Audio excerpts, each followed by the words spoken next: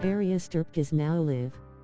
Streaming Honkai, Star Rail, Trailblaze Mission - in our time, small Town Grotesque.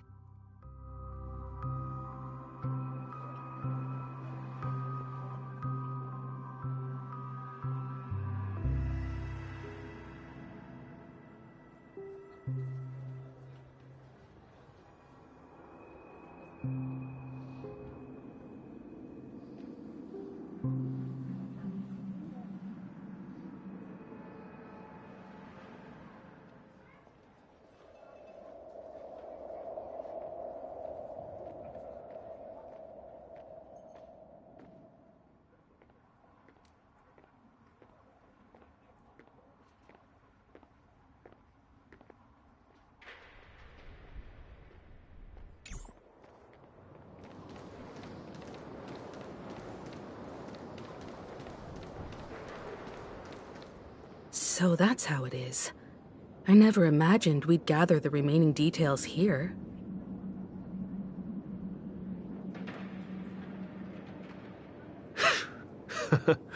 To borrow Gallagher's catchphrase, what an unpredictable twist of fate. Himeko, here they are! Ah, perfect timing. Now that everyone's here, I'd like to introduce everyone to Micah, who's partly in charge of the Land of the Exiles. Micah, these are my companions. It's a pleasure to meet the Nameless. You know us?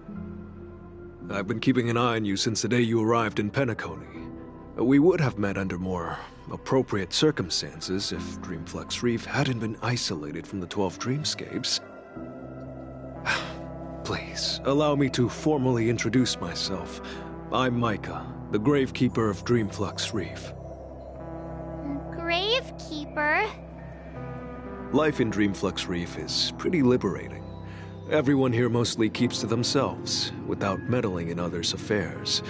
My daily task involves cleaning a few tombstones. You're too modest, Micah.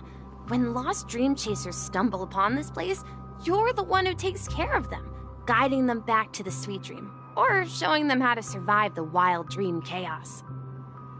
So, guardian of sorts.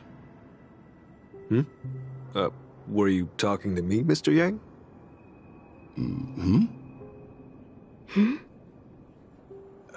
On that note, Mr. Mika, which tombstones are you referring to? We didn't come across any graveyard when we arrived. They're actually just symbolic stones. But since you're curious, Mr. Yang, I'll take you there. I have a feeling you might find something of interest there. But before that, you have an important guest joining you. An important guest? Who could it be? This way, please. The roads here in Dreamflux Reef are a bit run down, so watch your step.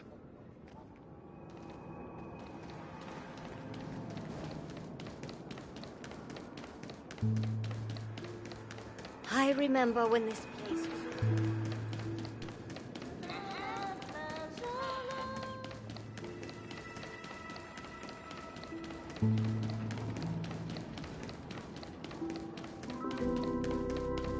There she is. Everyone sang so wonderfully.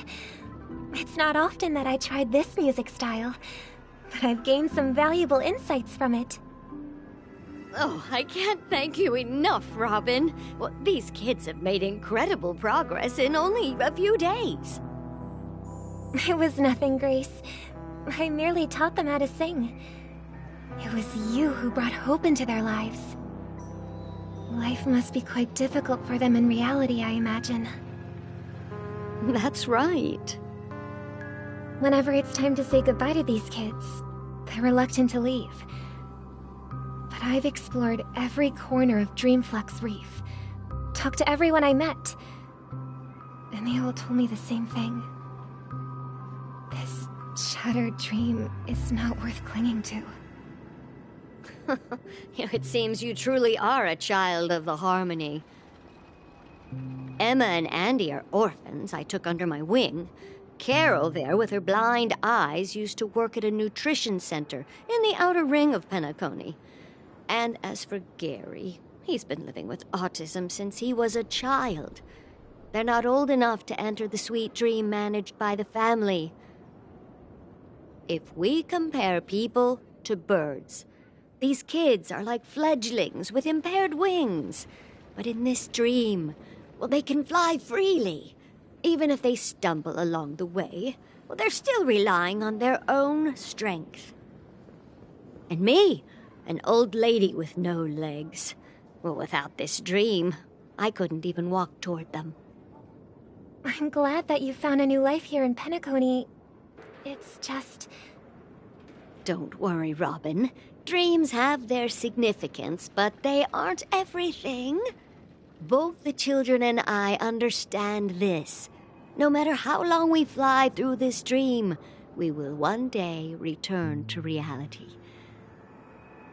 But you know what? Emma and Gary aren't plagued by their insecurities anymore. No, and Carol is learning how to cope with her blindness. And Andy is livelier than ever. Well, even I've become more optimistic. You see, in dreams, we learn how to live.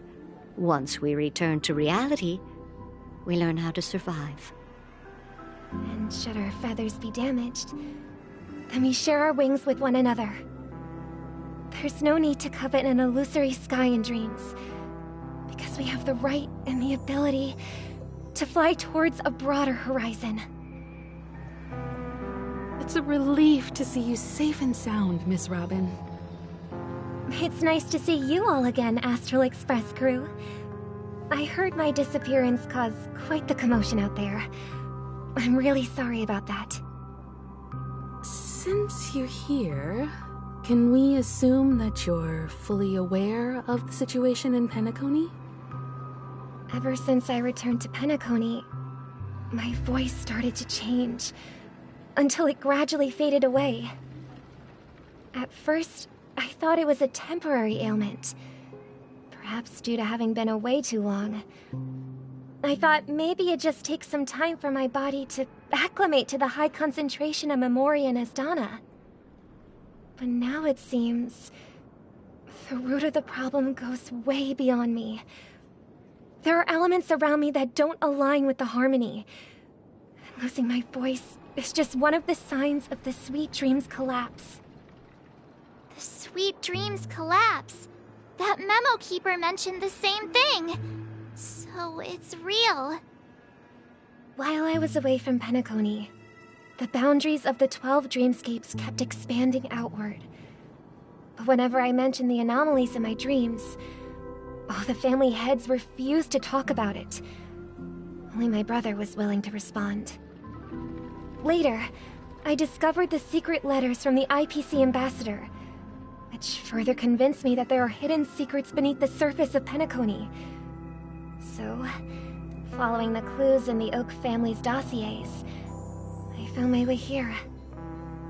The land of the exiles, concealed by the family under the guise of death. A dream within a dream, where Penacony's past is buried. Hearing you speak, it sounds as if your voice has made somewhat of a recovery.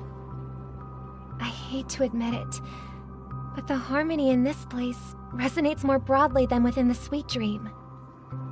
It's regrettable, but the family has experienced betrayal. The traitor, or traitors, abandoned their original principles and, using the name of harmony, exploited people's weaknesses to turn Penacony into the planet of festivities, trapping everyone in the illusion of the Sweet Dream. This is not the strong defending the weak, but rather the strong exploiting the weak. A world without equality won't ever be favored by the harmony. And naturally, those voices blessed by them have lost the ability to sing. Could there be another force influencing the family's shift in philosophy, Miss Robin? Considering what happened with Acheron, it's difficult to conceive of another entity within the realm of the harmony capable of influencing everyone. Unless a power surpassing that of an emanator is involved. I'd heard about what happened to the Xianzhou Alliance. But as far as I'm aware, the family hasn't faced any such external interventions. Who knows? Perhaps I've just been away too long and missed something. Regardless, I cannot accept my home is moving towards the very opposite of what the harmony represents, while still claiming to uphold it. I must uncover the reason why Mikhail cut ties with the family, and who exactly it was who betrayed us all. Do you remember our arrangement, Mr. Micah? Well, here's my answer. I've decided to forgo my role, and never step foot on the Charmony Festival stage again.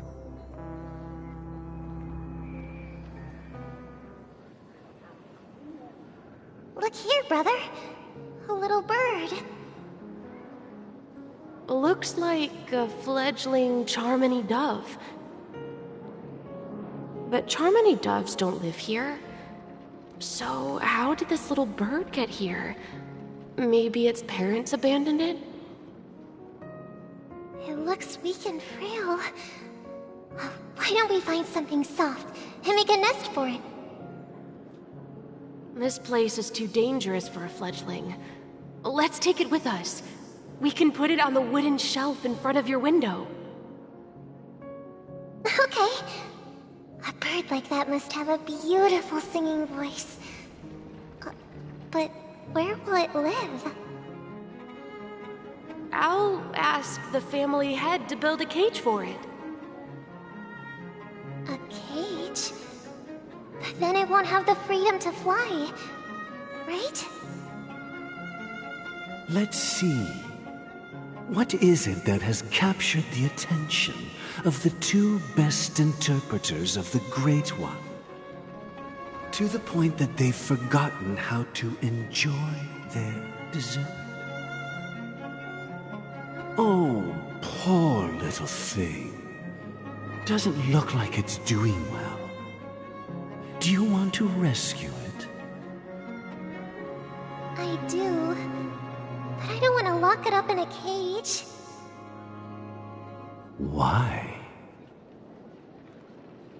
Even if it's small and not fully feathered, and can't sing, it didn't come into this world just to be locked up in a cage. Birds, they should be flying free in the sky. That's quite the romantic idea. And what about you, a young scholar? Do you agree with your sister? I think she's right. But if we leave it out in the wild, it won't survive for more than a few days at best. Ah, I see. It seems our little scholar is still a bit unsure. Well, let me tell you youngsters a story. As you probably know, Charmony doves can fly through the air. When they fly really high, the friction caused by the flapping of their feathers against the atmosphere creates amazing lights, so that they look like shooting stars. We've seen this spectacle so many times that we think it's just something they can naturally do. But that's not the truth. Their radiant display is the result of countless struggles against nature over generations. Their ancestors were too weak to survive on the ground, so to escape predators, they started seeking new opportunities in the air. After countless attempts by many generations, one of them finally figured out how to fly. It soared into the sky and never looked back at the ground again. So, you mean birds aren't born to fly, but they find a way to do it through their determination, right? Well, that's an idealistic way of putting it. So, what are your thoughts, Sunday? I I think people believe birds are meant to fly because they've never seen those birds crashing to their death. That's an interesting perspective. So, have you decided what to do with the bird now? For now, I'll keep it in a cage until it can take care of itself because I want it to live, no matter what. Well said, kids. It seems each of you has found your own answer. Your insights are truly remarkable. And I hope they come true in their own way. We will take good care of it. Won't we, brother? Yeah, but Mr. Gopherwood, there's one thing I don't quite understand. And what might that be, my son? What if this little Charmony dove never learns to fly in the end? I mean, if there are fledglings in this world that can never fly throughout their lives, should we let them go back to the sky, only to see them crash to the ground and die? Talking in your sleep, Birdie? Time to wake up.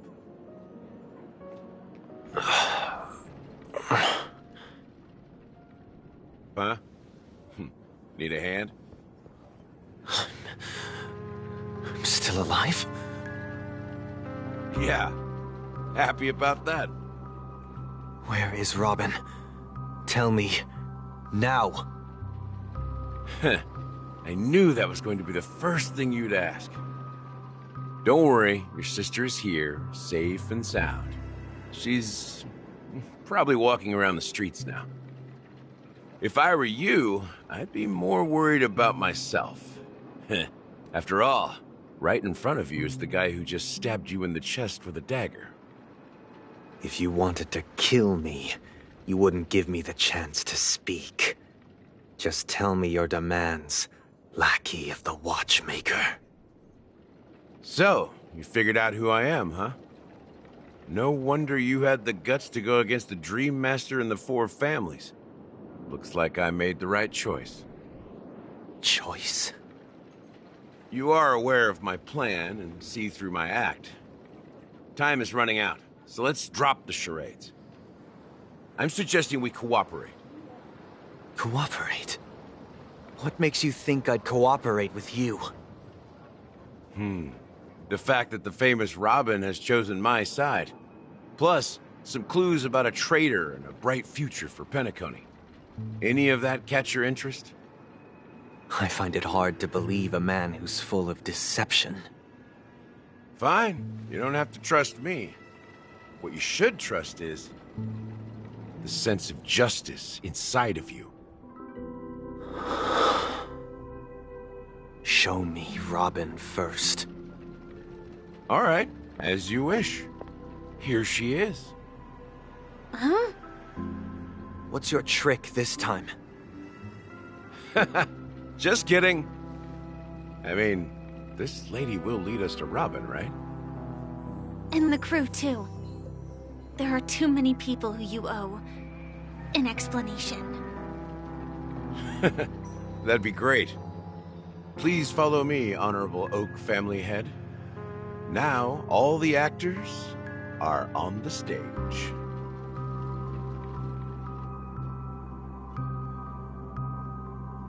This is the monument I mentioned earlier. The names inscribed on it should be familiar to all of you. Rosalina and Tiernan. When Penacony was known as a frontier prison, it was the Trailblazers who connected it with the stars. They were the heroes who saved Astana, and their names deserve to be immortalized, not just on this small stone tablet, but in the annals of history for all of time. However, today, the planet of festivities is nothing but sweet dreams. That heavy piece of history is all a distant memory. Just like that prison their names are inscribed here, then that means... According to Micah, they died long ago. Rosalina was killed during the War of Independence. She ventured alone into the heart of the star system to investigate the flow of Memoria, but she never returned. Tiernan was a skilled gunslinger, strong and reliable. He led the people through countless battles, but he didn't live long enough to witness the arrival of true peace. In the decade following the war, Penacony faced challenges internal and external. To protect Asdana, Tiernan took up the way of the Trailblaze and led the Lampmoth family to explore beyond the system, only to be surrounded and wiped out by the Swarm. Though I had expected as much, the tales of these heroes truly are sorrowful. True to the title of Trailblazer, they spent their lives venturing into the unknown. But what about this tablet? There are no names carved on it. When Dreamflux Reef was created, its owner was still alive. However, he insisted on erecting a monument for himself, saying that it will happen someday. Here we meet again. Everyone from the Astral Express. Robin.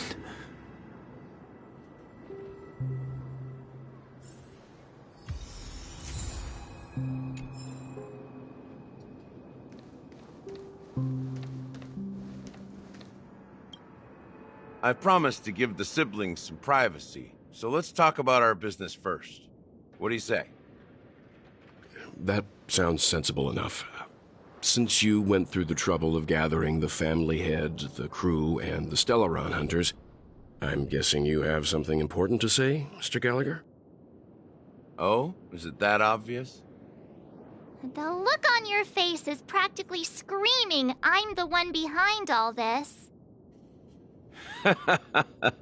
You're right, Mr. Yang. It is indeed time to come clean on everything. The siblings already know what they need to, and they've made their choice. But you, Nameless, arrived a bit late. So it's only fair that I answer your questions. Before we begin, let me reintroduce myself. I'm the founder of Dreamflux Reef, the deputy of the Watchmaker, and the one who sent out that invitation. As Gallagher, the history fictionologist, I humbly extend my greetings to you all. History fictionologist? So what, everything you told us was made up? Well, don't worry. Almost everything I shared was true. Well, except for the part about the family accepting me back.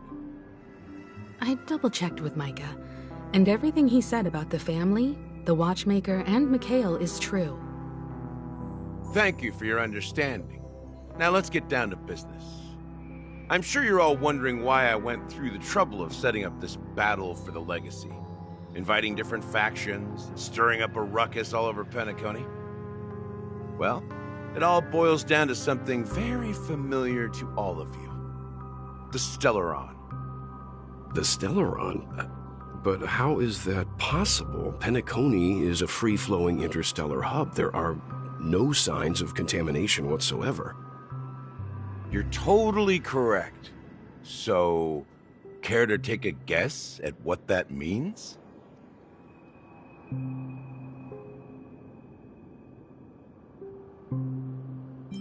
How keen. Well, what should I say? I expected nothing less from the person here who is the most familiar with Stellarons. The sweet dream doesn't come out of thin air. If you think of the memory zone as the sea, creating the land of the dreams is like filling that wild ocean with earth to make an island. To achieve this feat, without the help of an emanator of remembrance or enigmata, the only way is to use a Stellaron.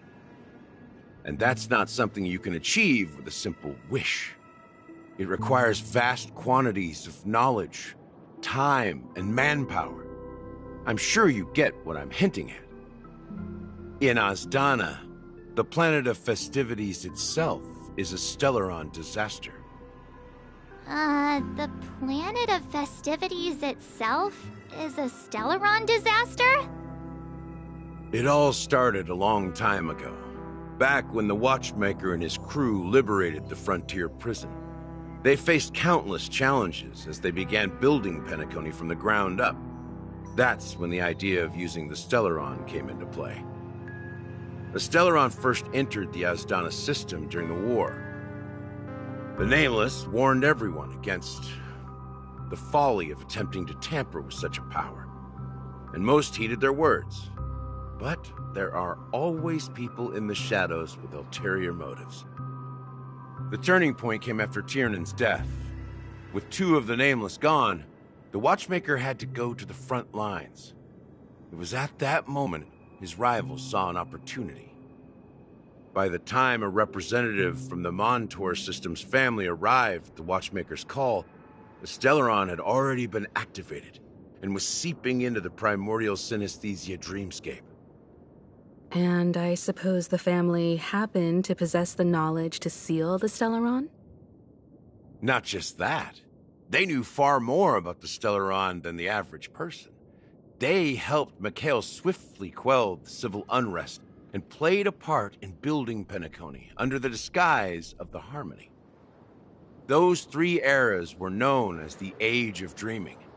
The Watchmaker, who had been left in the dark, sent out invitations across the universe, spreading the hype around the land of the dreams. Then, how did they turn against each other? Remember the island in the ocean metaphor? The truth is, the Stellaron was never truly sealed. It existed in a different form within the dreamscape. Think about this. What would it cost to create and maintain such a lavish dreamland? It's people's lives. The opulent dream is built upon the decay of spirits, with a toxic elixir called pleasure flowing through the dreamscape. It tempts people to indulge in the dreamscape, and gradually their minds succumb, becoming nourishment for the sweet dream. Confusion, laziness, and cowardice, weaknesses that plague humanity, were magnified and nourished by the family.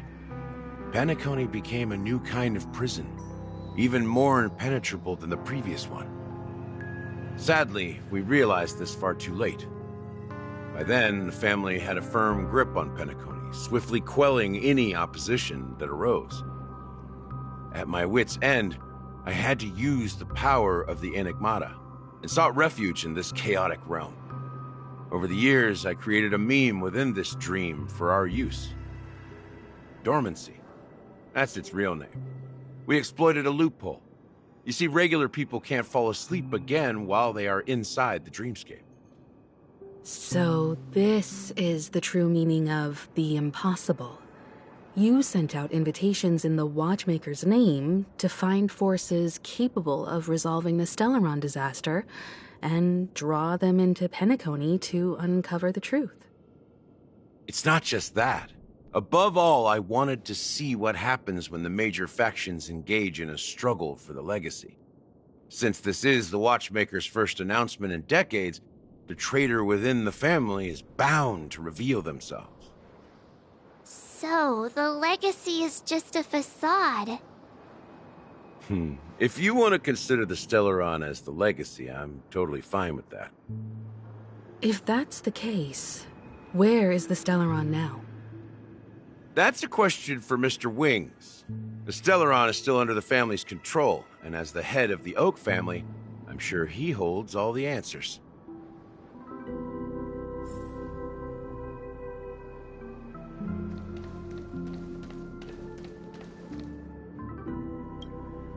Are you done talking? So, will you tell us where the Stellaron is? It is the Penacony Grand Theater itself. As I suspected, it's the embodiment of the family. The edifice that first materialized within the Sweet Dream. That's what turned Penacony into its current state. As for the person who employed its power, It is in fact Mr. Gopherwood, the current Dream Master. Well, that was easier than I thought. Did you conduct your own investigation already? Correct. When I was trying to track down the person who murdered my sister, apart from you, Gopherwood was my second suspect. Confronting me first turned out to be a smart move on your part. I didn't have other options. The Dream Master has been elusive, and even the heads of the families can hardly get an audience with him. Moreover, Mr. Gopherwood has been kind to my sister and me. And I didn't want it all to end like this. What do you mean by that? To be honest, my brother and I are also victims of the cancer of all worlds. We grew up as orphans, and were adopted by the family when they came to help. Mr. Gopherwood recognized our potential and brought us to Penacony. But I can't just stand by and watch Mr. Gopherwood become an enemy of the Harmony. I won't use my voice to support an evil cause. I won't step on that stage and sing, no matter who the traitor is, or what orders they give me. I won't let the Charmony Festival become an event that destroys Harmony itself, or the paradise in our dreams. Indeed, for the paradise in our dreams. As the head of the Oak family, I'm responsible for ensuring Penacony's promising future. Robin and I will head into the Sweet Dream and confront the Dream Master. And if it turns out that the family has truly strayed from the Harmony, I'll fight alongside you. We'll put the Charmony Festival on hold and make sure Mr. Gopherwood pays for his blood debt. The enemies you are about to face aren't like this old dog here, who can barely even bark. Since our interests are aligned, why don't we team up? Maybe, just maybe, we'll have a shot at success. We have always been following in the footsteps of our nameless predecessors, and there's no reason to stop now. Yeah, we Nameless won't back down from a challenge. Isn't that right, Miss Trailblazer?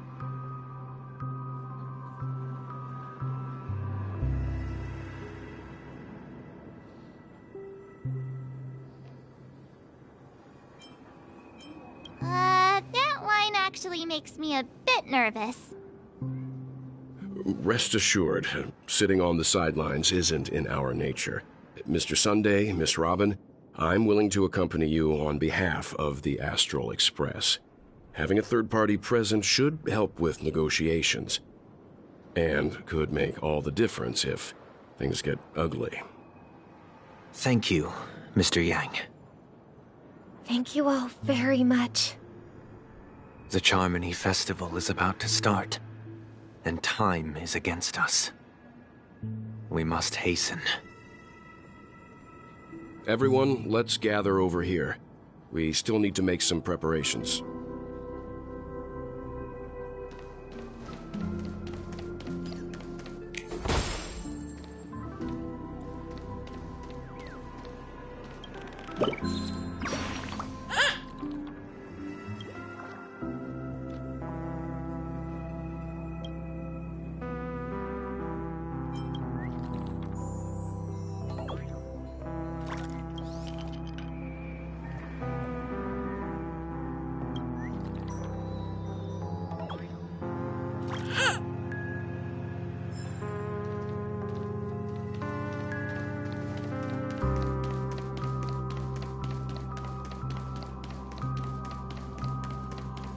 This trash can is perfect for me. And perfectly legal.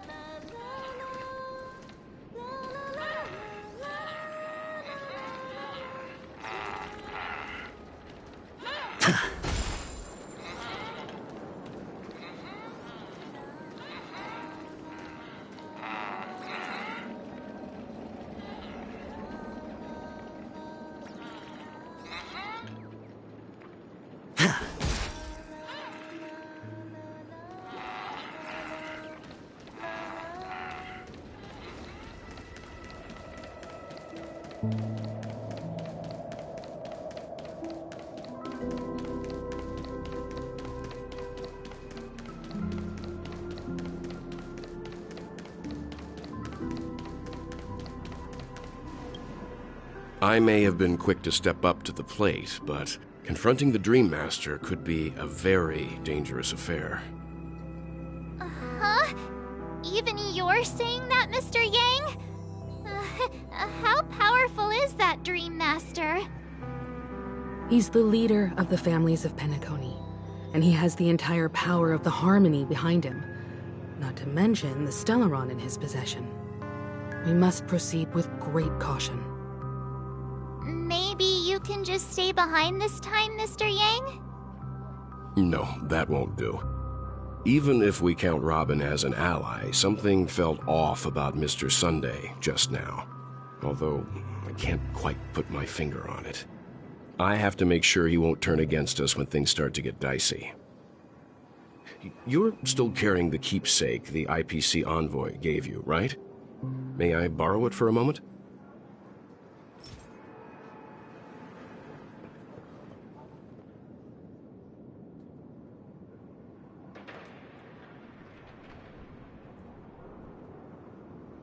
Huh. I knew it.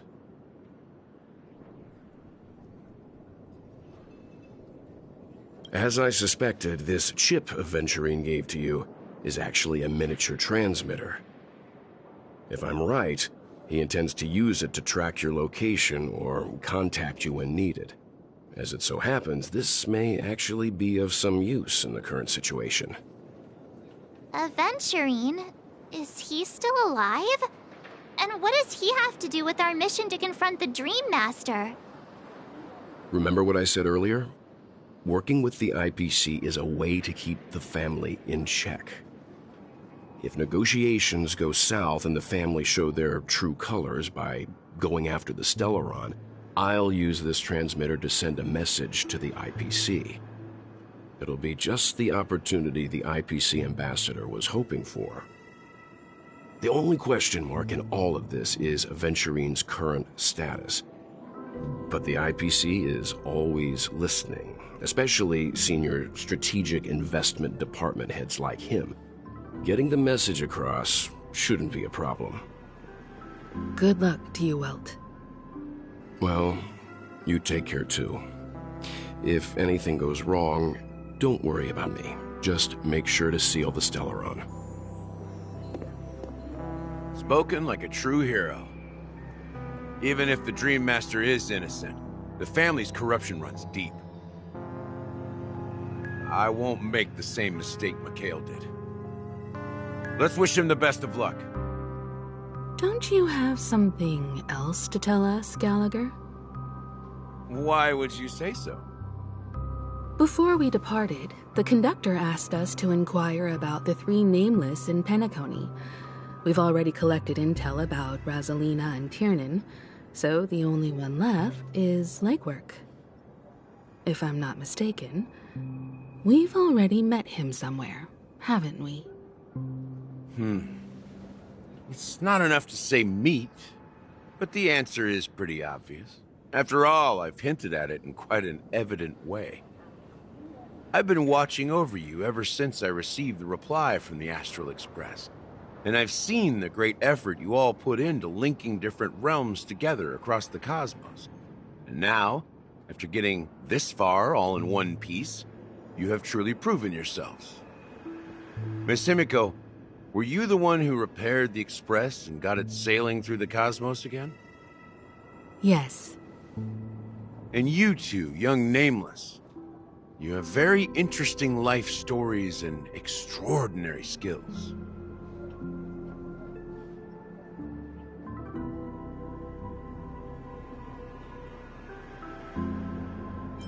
What? Hey, you can't just make up titles like that. You're full of energy. Please send my regards to the conductor, Pom Pom. Please let them know that their friend had fond memories from his time aboard the Express, which he reminisced on every time he had a good drink. As for the last Nameless, he embarked, disembarked, and embarked again, traveling in a great circle, ending up back where he started. On his deathbed, he told me to find the Astral Express and deliver an invitation to the future Nameless. He left behind a special gift, a true legacy. Something that belongs only to the successors of the Trailblaze. Come with me. Now is the time to reveal it.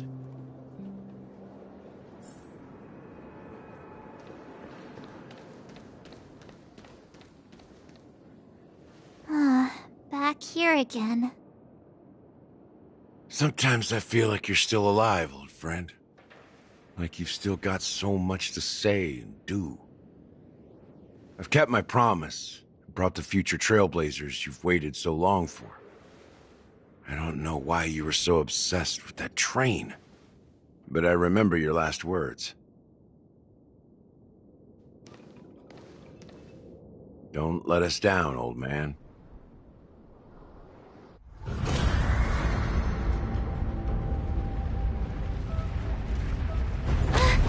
What's happening?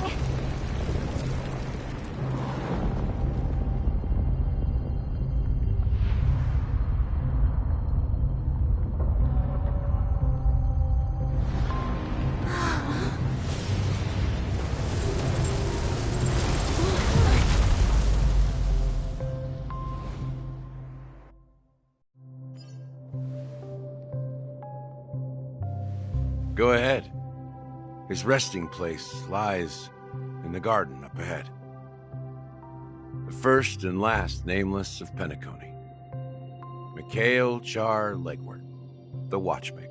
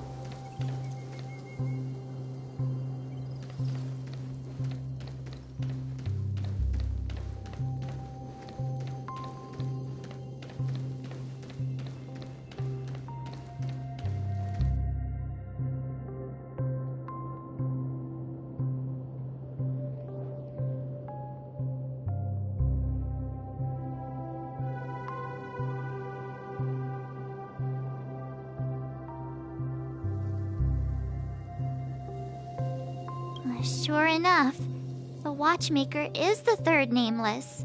Even I could guess that one. The legacy he left behind was a dream bubble. I believe inside that bubble, there's something that holds meaning only for the nameless. After all, when I checked its contents, I found nothing inside.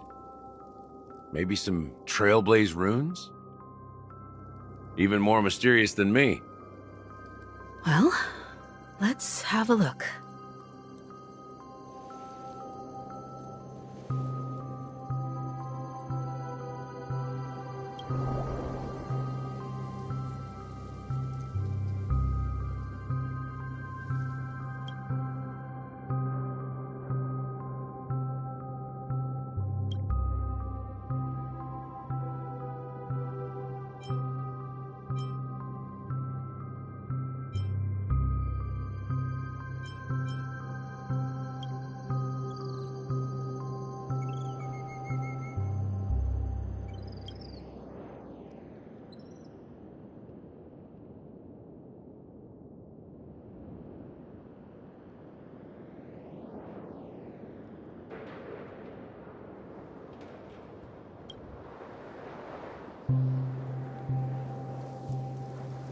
Wait, what's going on? Seriously? There's nothing inside this dream bubble?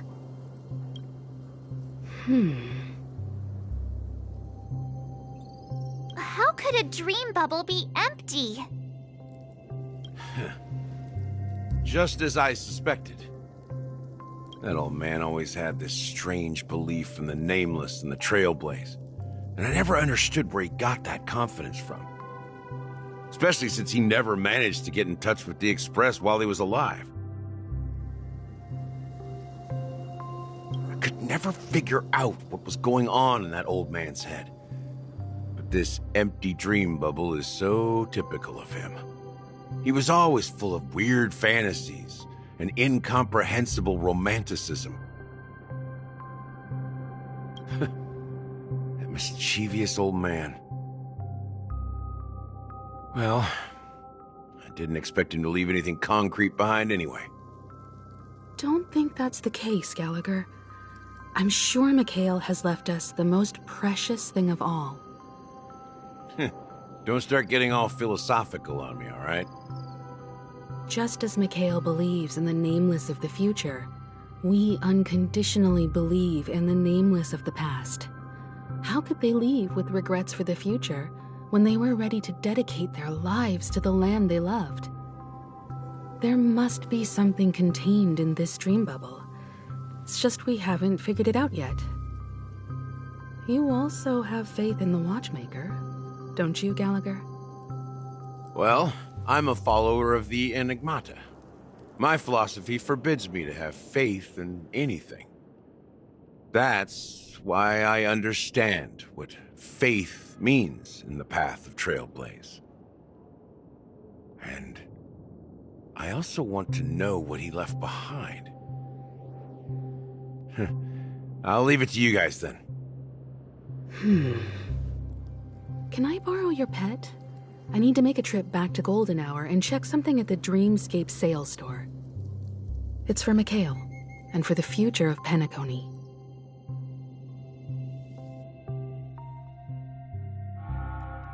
Welcome to the Reverie Hotel. How may I help you? Greetings. We're the Nameless from the Astral Express, and we'd like to check in. The Astral Express? But I thought... Yes, my companion's already checked in. My name is Dan Hung, and I believe my personal information is recorded in your system. I see, but your companion said you wouldn't be coming due to a change of plans. Now the plans have changed again. And you are... Me? I'm Pom Pom, a new Nameless who's also with the Astral Express. He's my fellow Trailblazer. We responded to the family's invitation before he boarded the express, so he wasn't registered in your system. Is it possible to accommodate him as well? Oh, I see. Another one of the Nameless had a similar situation. Seems like a lot of people are joining the Trailblaze these days. Since there's a precedent, it shouldn't be a problem. Just give me a second to contact your companions. I'm sorry, dear guests, but it seems I'm unable to reach the other members of the Astral Express. What do you mean by unable to reach them? My apologies. This is the first time I've encountered a situation like this. However, the system indicates that those guests are still in the dreamscape. How about this? Give me their room number, and we'll go check on them ourselves. I'm afraid that's not possible. I need to verify both of your identities before I can share any guest information. How about you just wake up someone? Let's say, Welt? I'm sorry, but there are strict rules regarding forced awakening. It cannot be done without the proper clearance. So nothing works, huh? What's your solution then? Are you saying we sleep here? At the reception? Please be patient. We need to contact your companions in order to confirm your identities. And now it seems you need to confirm our identities before you can contact our companions. It seems so. Oh, fudge! Look, nothing personal, but if you can't handle this, go find someone else who can, okay? Please calm down, dear guests. I do recall that Mr. Sunday, the Oak family head, personally handled this issue earlier. Oh, please wait a moment while I contact him. I don't think she's trying to give us a hard time. She really just doesn't know what to do. I have a bad feeling about this. You tried to contact them on the express earlier, but they didn't respond. Something doesn't seem right. I need to leave for a moment. You can stay here with the receptionist. Sure thing. Just don't keep me waiting forever. Don Hung seems pretty worried about his companions. I should give him some space. Stressing out about it won't help anything.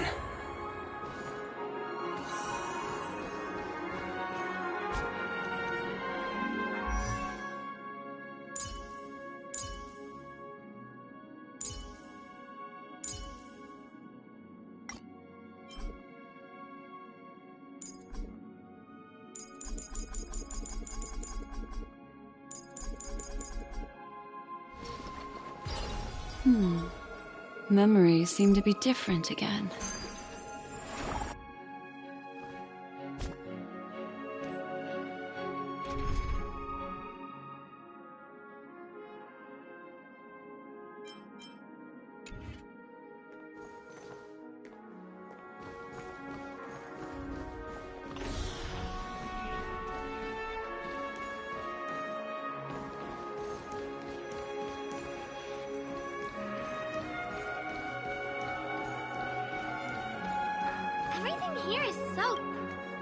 The Charmony Festival is about to start! I'm so excited! Hey! You guys here for the Charmony Festival too? Well, I didn't come all the way here specially for the festival. Honestly, I don't really even know what it's about. But I heard it's a lot of fun! Well, back in my home world, Anaria, we have festivals like that all the time. My dad threw me a birthday party one time that was just as extravagant as the Charmony Festival. Oh, come on! The Charmony Festival is a once-in-an-Amber Era event! How can a birthday party compare? Well, you never know, right? Maybe on her world, birthdays only happen once in Amber Era. Anyway, let's forget about that. Have you heard about the unsettling things happening in the dreamscape. Unsettling things? What could possibly go wrong? It better not ruin the Charmony Festival! I've been looking forward to it! Relax. With a big event like this, there's bound to be lots of gossip and rumors. Don't worry. If anything does happen, the family will be on top of it. Oh, that's a relief. I didn't come all this way to see the festival go down the drain. Well, looks like I won't get any fudging clues out of these two. They're clueless.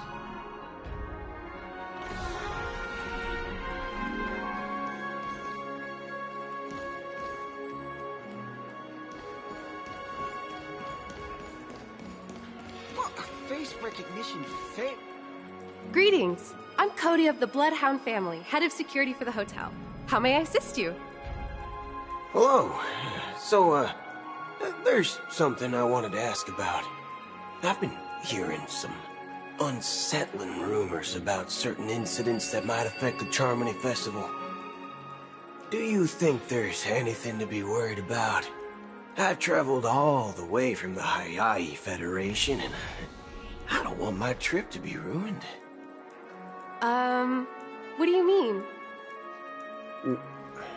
Wait. You haven't heard? I'm not sure where you heard those rumors, but they're completely baseless. I can assure you, as a representative of the Bloodhound family, that everything is going smoothly for the Charmony Festival. At present, all of the families are focused on making sure the festival starts on time. Even the Dream Master himself has arrived. So don't worry, your trip won't be in vain. That's a relief to hear. She doesn't appear to be acting. So, it seems that even the hotel staff are out of the loop. Back already? Hasn't she returned yet? Nope. I'm starting to wonder. Sending her to contact Sunday was a good idea. Neither the staff nor the guests seem to know anything about what's happening in the dreamscape, and wherever we go, all we see is people enjoying themselves. Definitely not a good sign. I agree. Another unusual thing is that the Oak family is supposed to be in charge of organizing the council and managing everything inside and outside the dreamscape. However, I walked around the hotel but didn't meet a single member of the Oak family on such an important day. Well, I'll be forked. If I remember correctly, the head of the Oak family is that Sunday guy, right? We shouldn't linger here too long. Let's go back to the Express for now. Not so fast. Have you ever robbed the IPC, bro? If you run away now, everyone will be chasing after you. Are you suggesting we sit here and do nothing? I wouldn't say do nothing. But let's stay put for now.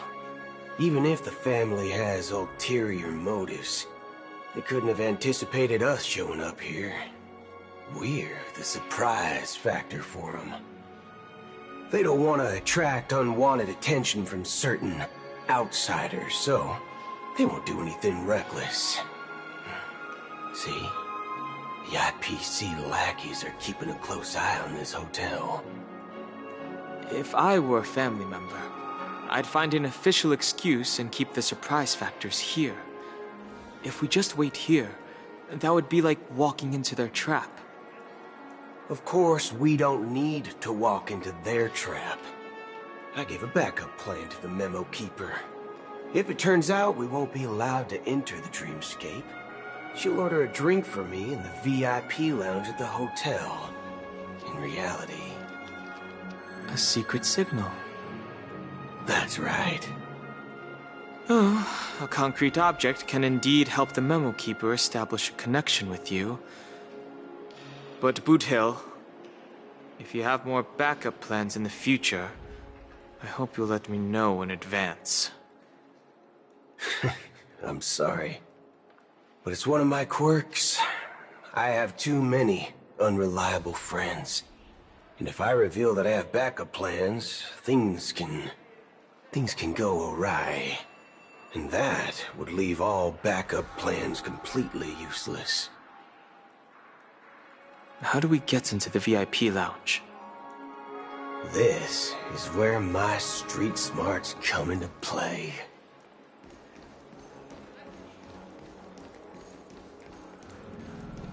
You can actually book a stay on credit, and the interest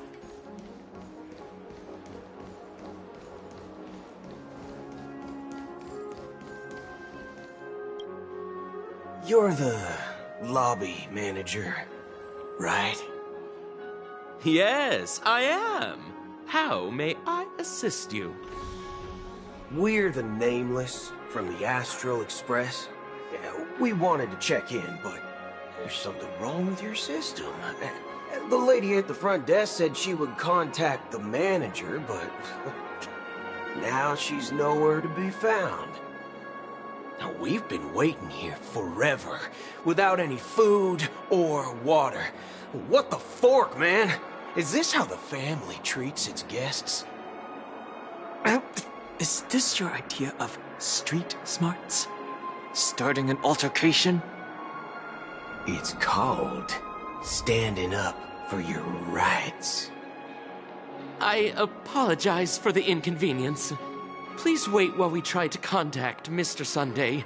I'll arrange 2 premium seats in the VIP lounge so you can rest there while you wait. See?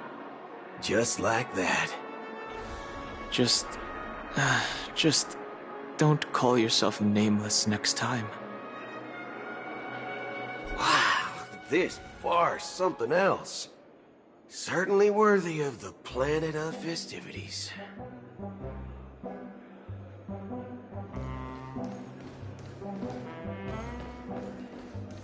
One peach soul glad, shaken, not stirred.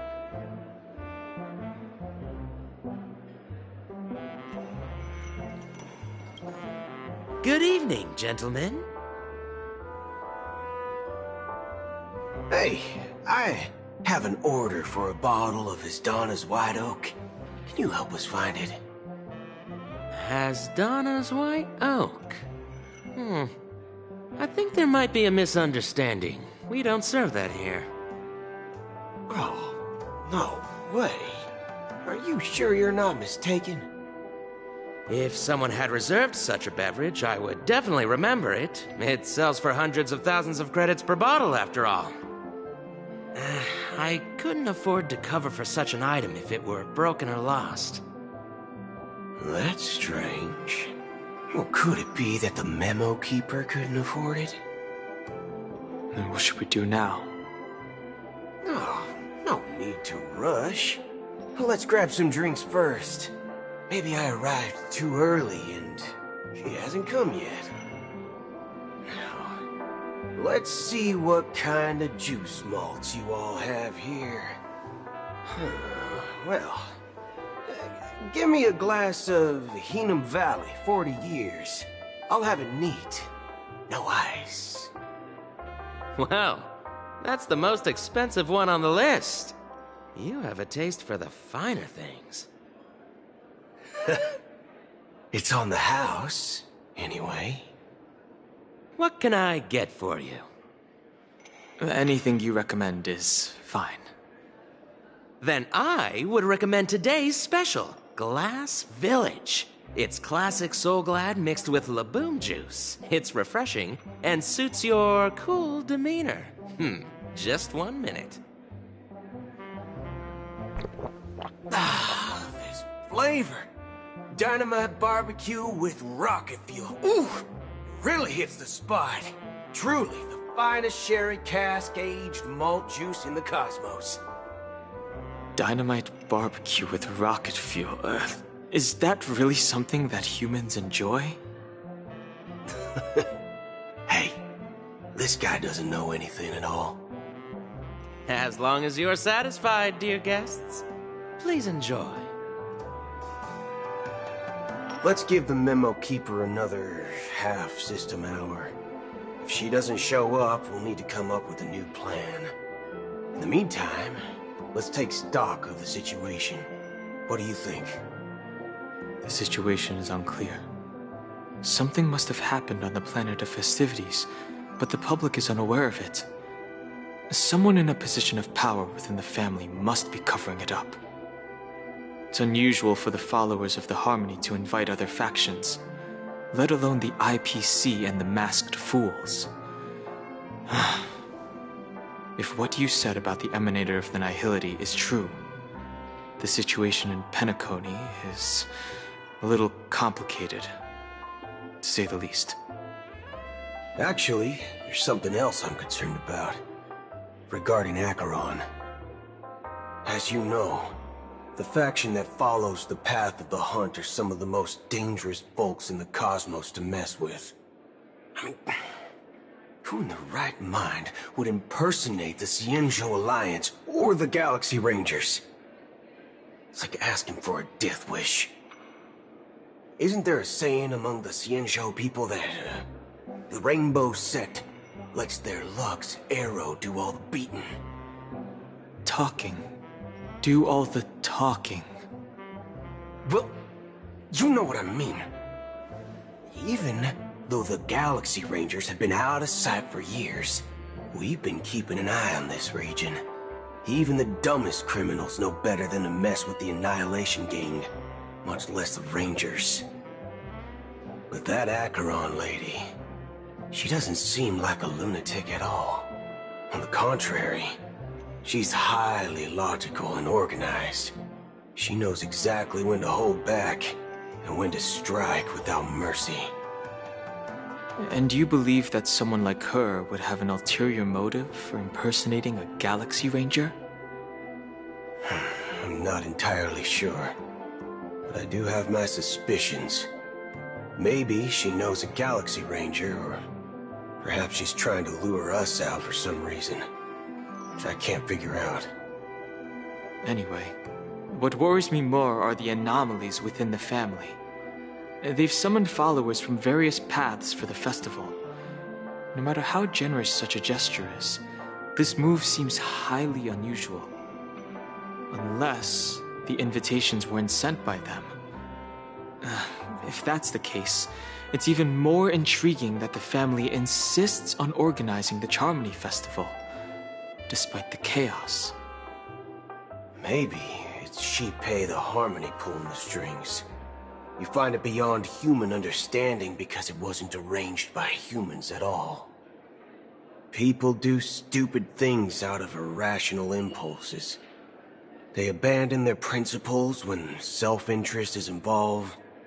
They believe in things they know they shouldn't, and fudge, they even break their own rules. But Eons don't. They stick to their determined path and never turn back, even if they reach a dead end. You think Shipei's will is behind all this? It may not necessarily be Shipei, but there's definitely some higher entity involved. I know it may sound pessimistic, but if human free will were reliable, why would we even need Galaxy Rangers? It's much simpler when you boil it down to the eons and paths. Like how Lon always follows the path of the Hunt, or how the Express stays true to the Trailblaze despite Akavili's disappearance. But in my opinion, Akavili's fall holds significance for the Nameless. Oh, so you're saying the Nameless now have to take responsibility for their own choices because their absolutely right leader is gone? Exactly. I believe the purpose of the journey isn't just about following a path that's always considered absolutely right. It's more about doing your best to choose the right path for yourself among countless possibilities, even with limited insight and judgment. I don't know what you've been through, but I agree that people must take responsibility for their choices. Because no one else can do it for them. That's why the Galaxy Rangers need to uncover the imposter and figure out her true intentions. Just in case. I have a backup plan if the Memo Keeper doesn't show up. This is my final backup plan. I promise. You sure have a lot of cards up your sleeve. Well, going back to my old career would make things a lot easier. By the way, when you were walking around the hotel, did you happen to see any important-looking guests? What's your plan? It's simple. We just grab some hostages and use them as bargaining chips with the family. Or maybe we can even take their identities. No need for that. We'll return to the Express now. Wait. Are you getting scared? Draw your weapon.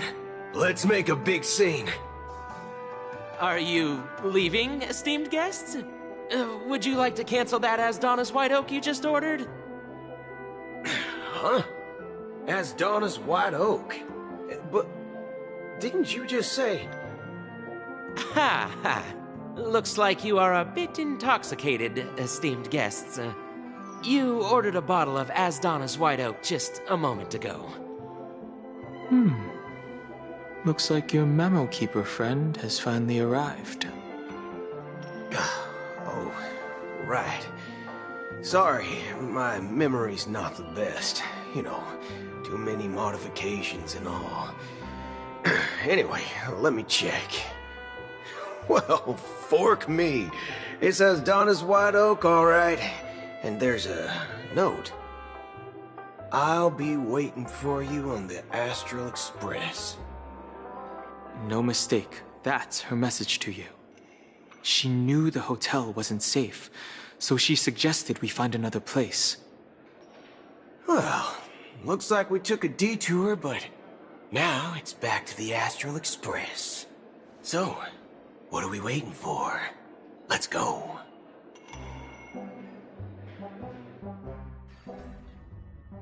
You're back? 2 guests just boarded saying they were looking for Boot Hill, so I told them to wait in the parlor car. Oh, just in time. 2 guests? Yeah, or 2. Look, we welcome all passengers on the Astral Express, but sneaking in like that, you have no regard for etiquette.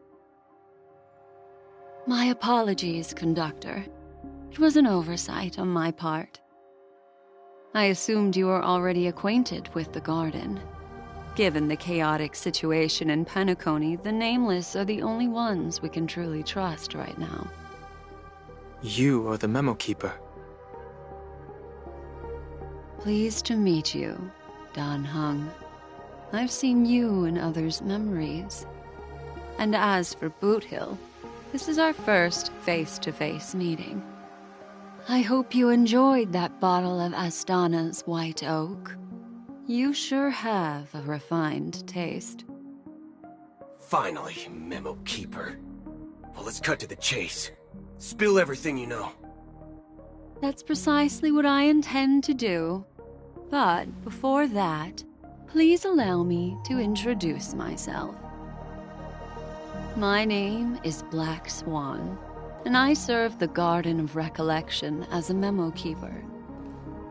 As for Acheron's story, I'm sure she knows it better than I do. Greetings. I'm Acheron. What? You Garden of Recollection shirtbag! You betrayed me! I apologize, but she did that at my request. Due to certain reasons, I have been exiled by the family. Thankfully, this Memo Keeper came to my aid and helped me escape their surveillance unnoticed. To be honest, it was more like stalking than helping. And the process was far from unnoticed. But we did escape. I asked her to guide me to a place beyond the family's reach and to contact a few trustworthy individuals. Namely, all of you. Trustworthy? Son of a nice lady. You think I'm dumb or something? How about this? I'll put a few bullet holes in your head and see what secrets spill out. Then, we can talk about trust. It doesn't have to be like that. I'm willing to answer all your questions, but not right now. If my cover hadn't been blown, we might have had more time, but at the moment, we don't have any other options. No other options? What do you mean? This is the only way I can ensure everyone's safety. I kindly request an immediate warp jump out of the Astana star system.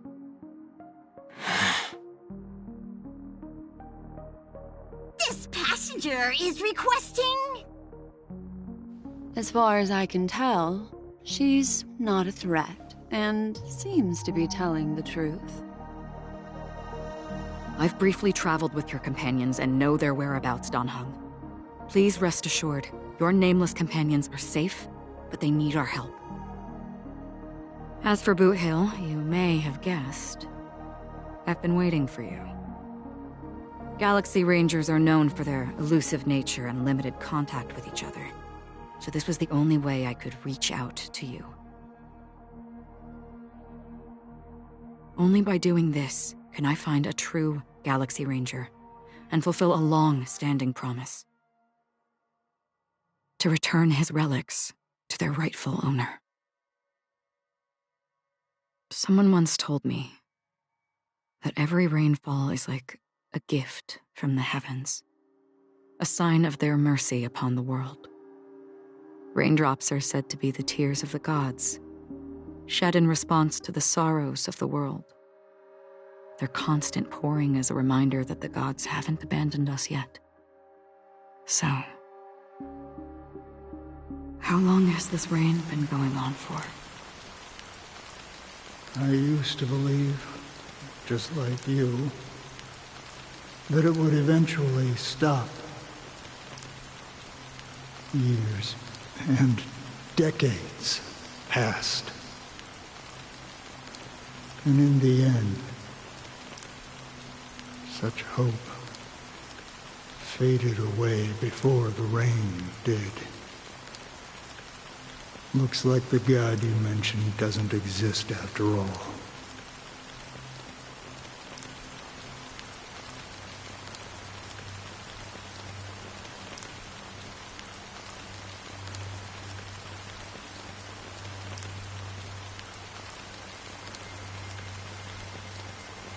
Well, let me share a story with you.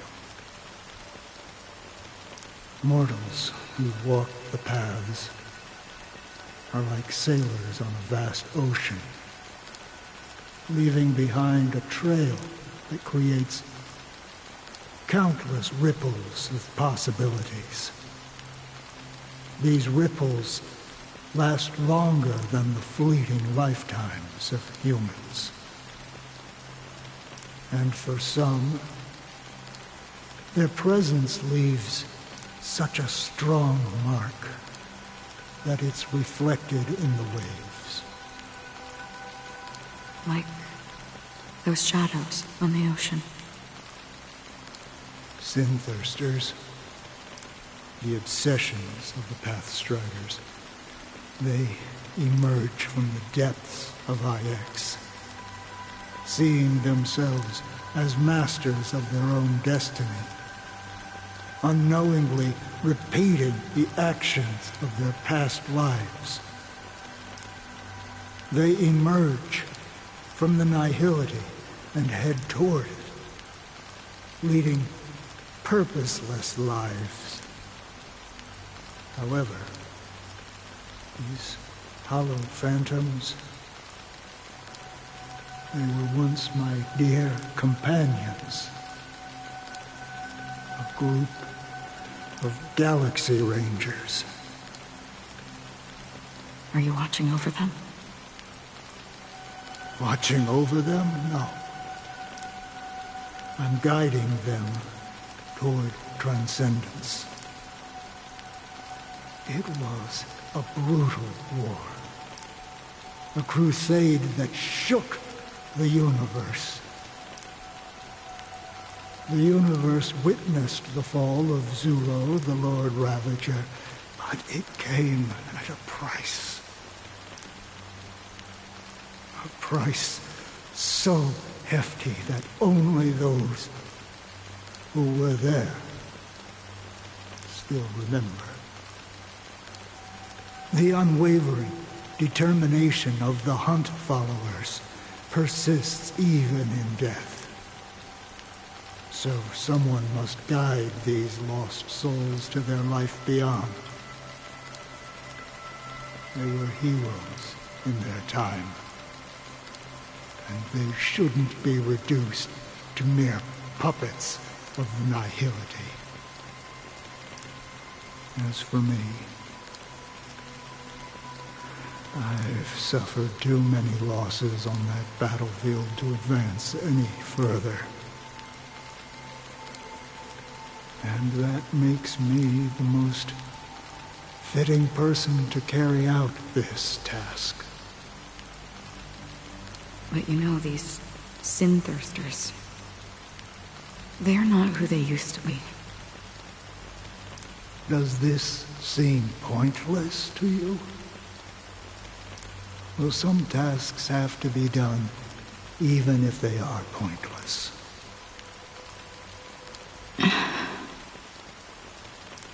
I can help you. For what? For the meaning of the nihility. That's what I've been seeking. I see. After all, this realm is off limits to ordinary souls, right? Thank you, stranger. I wish that you find what you seek. Before we part ways, I have one more question. It is true that their actions and even their entire lives may seem pointless from our perspective. But if, and it's just an if this is what the departed ones expected, should we try to change it? A good question. And a profound one. I don't know the answer. What I do know is that one day I too will pass away. And when I bid farewell to this world,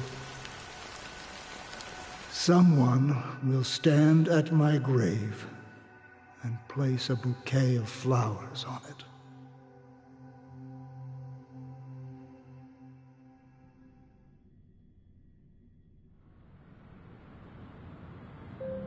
When I appeared as a child, my speech, mindset, and soul reflected immaturity and innocence. As I grew into adulthood, I left behind my childlike side.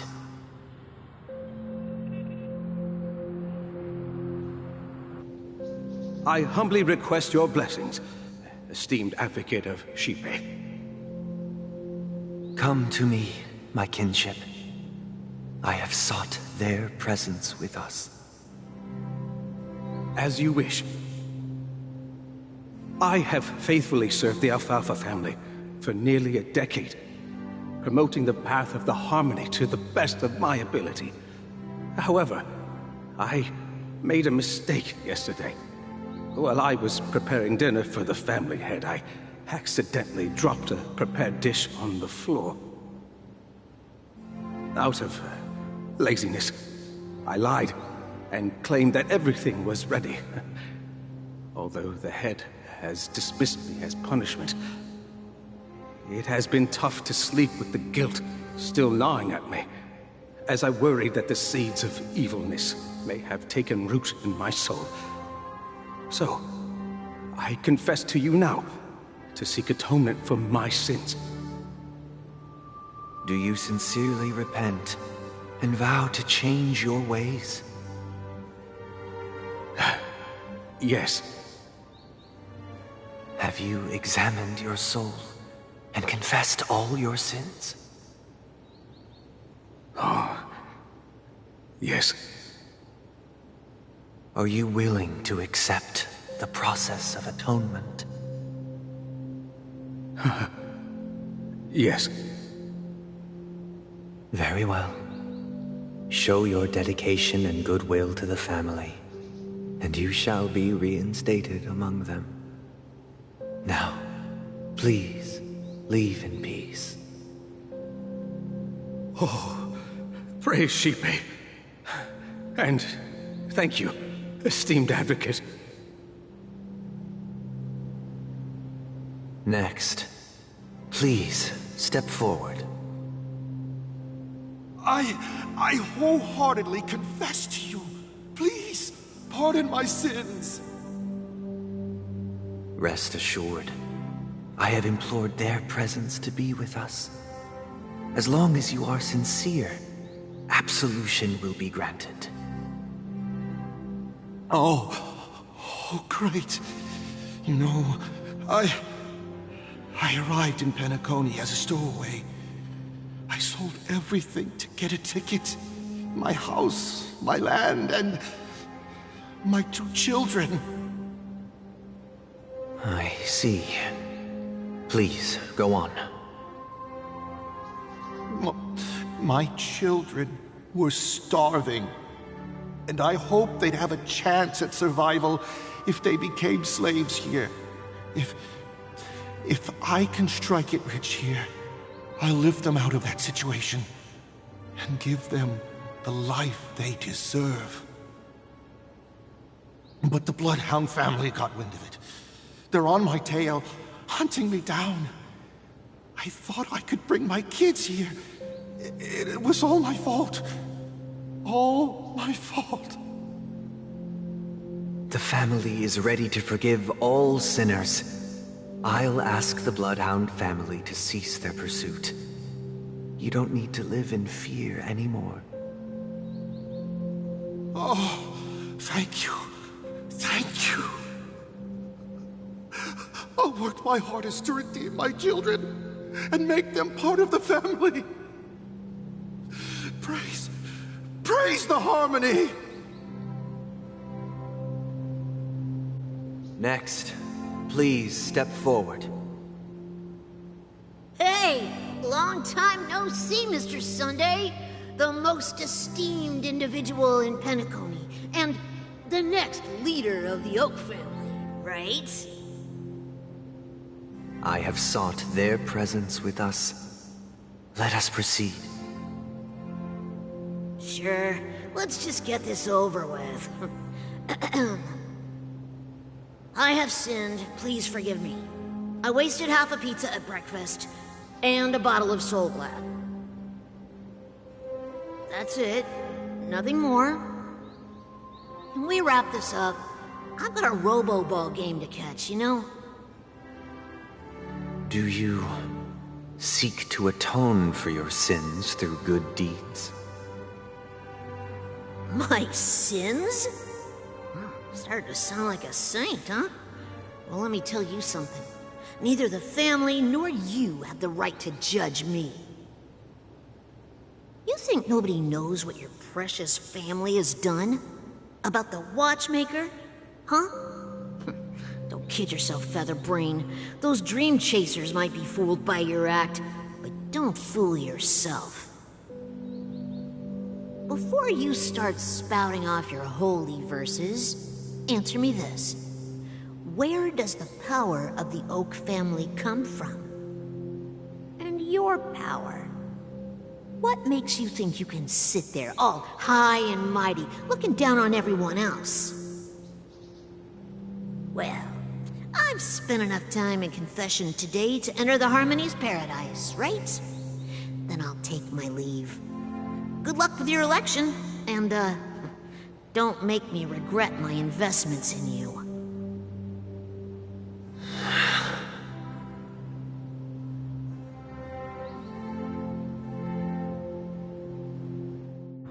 revered triple-faced soul, hear my doubts. Who can judge the strong when their power hides their crimes? Who can vouch for the weak when they will pay any price to survive? Who can comfort the purest souls when even they get led astray? If the strong defending the weak is truly the foundation of paradise, then who is responsible for the suffering and anguish in this wretched world?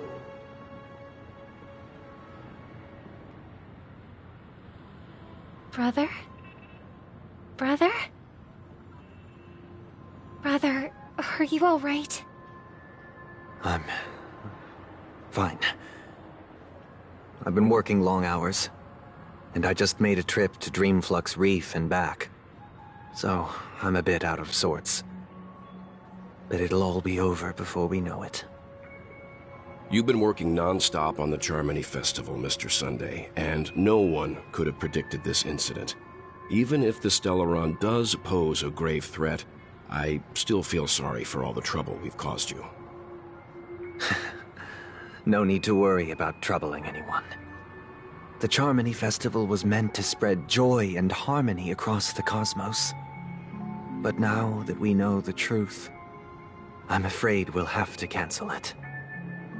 It has always been our wish to make everyone happy, so... we'll do our best to explain everything to the Dream Master. I'm sure he'll understand. Even if the negotiation does not go smoothly, I'll refuse to go on stage. Without the Chord Master, the Harmonious Choir would not arrive, and the Charmony Festival would be just a grand performance, and nothing more. I'm relieved to see your determination. You know, since arriving in Penacony, we haven't had any contact with this Dream Master himself. I'd heard of the heads of the 5 major lineages, but the Dream Master is a mystery to me. The Dream Master rarely grants an audience, even for us. But, given the urgency of the situation, he's agreed to meet us in person. Perhaps you'll be the first guest to meet the Dream Master in years, Mr. Yang. Let's hope we can reach a consensus that satisfies everyone. Indeed. Let us hope so. It's about time. We'll have to get ready for the meeting. I apologize for any inconvenience caused by the urgency. Don't worry. I'll be waiting here. Dear, it's Mr. Sunday! Hey, come over here! Looks like someone needs help. Let's go check it out.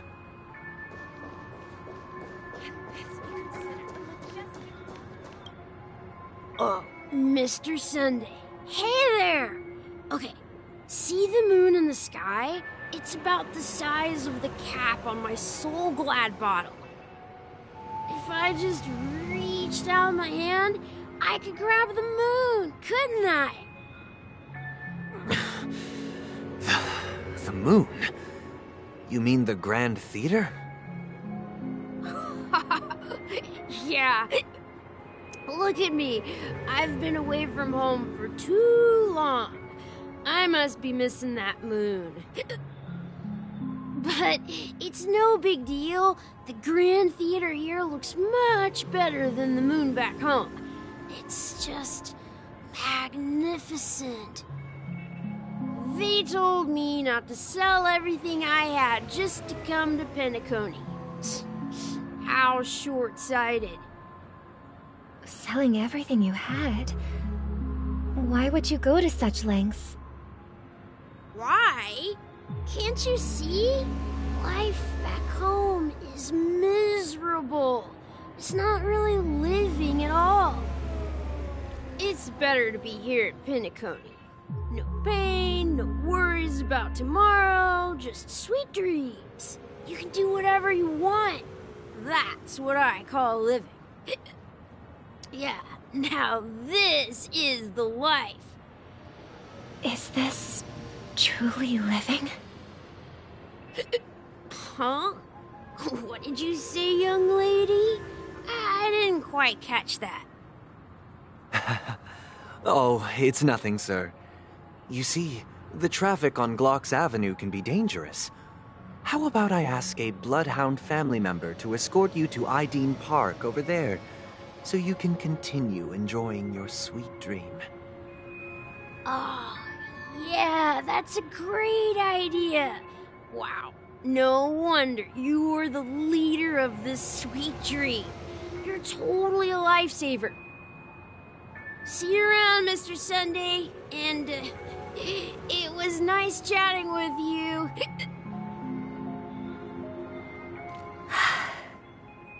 What's up, sister? This is the land of the dreams. But why do they live like this? The man we ran into, he doesn't seem happy at all. Even though sweet dreams are nice, they're just illusions. But for him, they're the only way to survive, even if it means giving up on reality. That's not really living at all. I suppose you have a point. But, in my opinion, that's how most people live their lives. Why do you say that? You think that man is not actually living, but that's not quite accurate. Even without Penacony, people create their own illusions called self-value. People believe they have a predetermined value to fulfill. Gaining value means gaining power, and those deemed worthless are seen as the weak. However, value doesn't come out of thin air, and there's a limit to it. To accumulate value, people have to take from others, so the weak get exploited and oppressed. Are you suggesting that this is not how things should be? Exactly.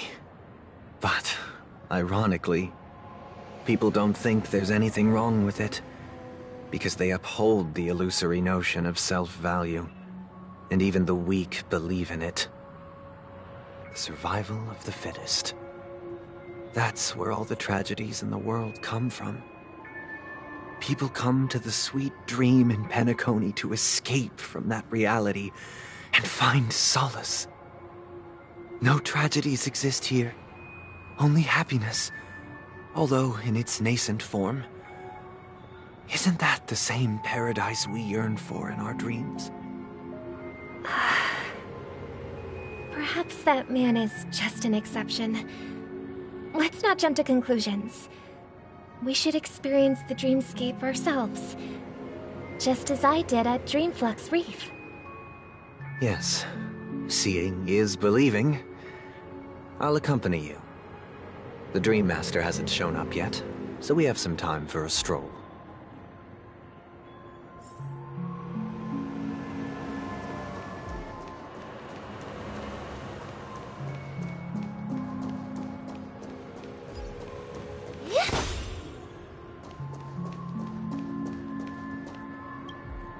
Glad to meet you again, Robin. How are the preparations for the Charmony Festival coming along? We're all so excited about it. It's going smoothly. Thanks for making the trip to join the festival. You're too kind, Robin. It's a pleasure to have guests from all over the universe celebrating day and night. I can't stand being lonely or bored, so this jubilant dreamscape is perfect for me. But if this went on forever, would it get boring too? Nah, not at all. Who would get tired of having so much fun? Every day, you get to wear fancy clothes, explore all sorts of dream bubbles, indulge in delicious food without gaining weight, and you never get old or sick. As long as you can afford a room, this place is the ultimate paradise. But you know that only a few things can be brought back from the dreamscape to reality, right? That's exactly why I don't plan on bringing anything back. Just enjoying the dream itself is good enough for me. I mean, I'm not one of those long-living species. I only have around 60 or 70 years in this lifetime, and there's so much to worry about. Being happy here is pure bliss. Only in this sweet dream can I truly feel like I'm in control of my life and fate. Who would want to go back to reality after experiencing this bliss? I see. I genuinely wish you all the happiness in the world. And I wish you a fantastic performance, Robin! I'm off to the Blue Hour for the ball. See you later.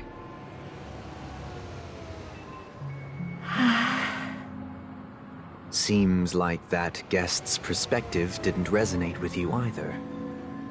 She had a valid point. I could sense her genuine happiness. It's just that... What you're trying to say is, she thinks she's in control of her life. But in reality, she's just escaping from reality and seeking solace in this sweet dream. Once she steps out of this sanctuary, everything will be lost. Well, she did make mention of being able to afford a room. Didn't she? However, the paradise in our dreams, it doesn't have to end. No. And the paradise we yearn for shouldn't be just a fleeting dream either.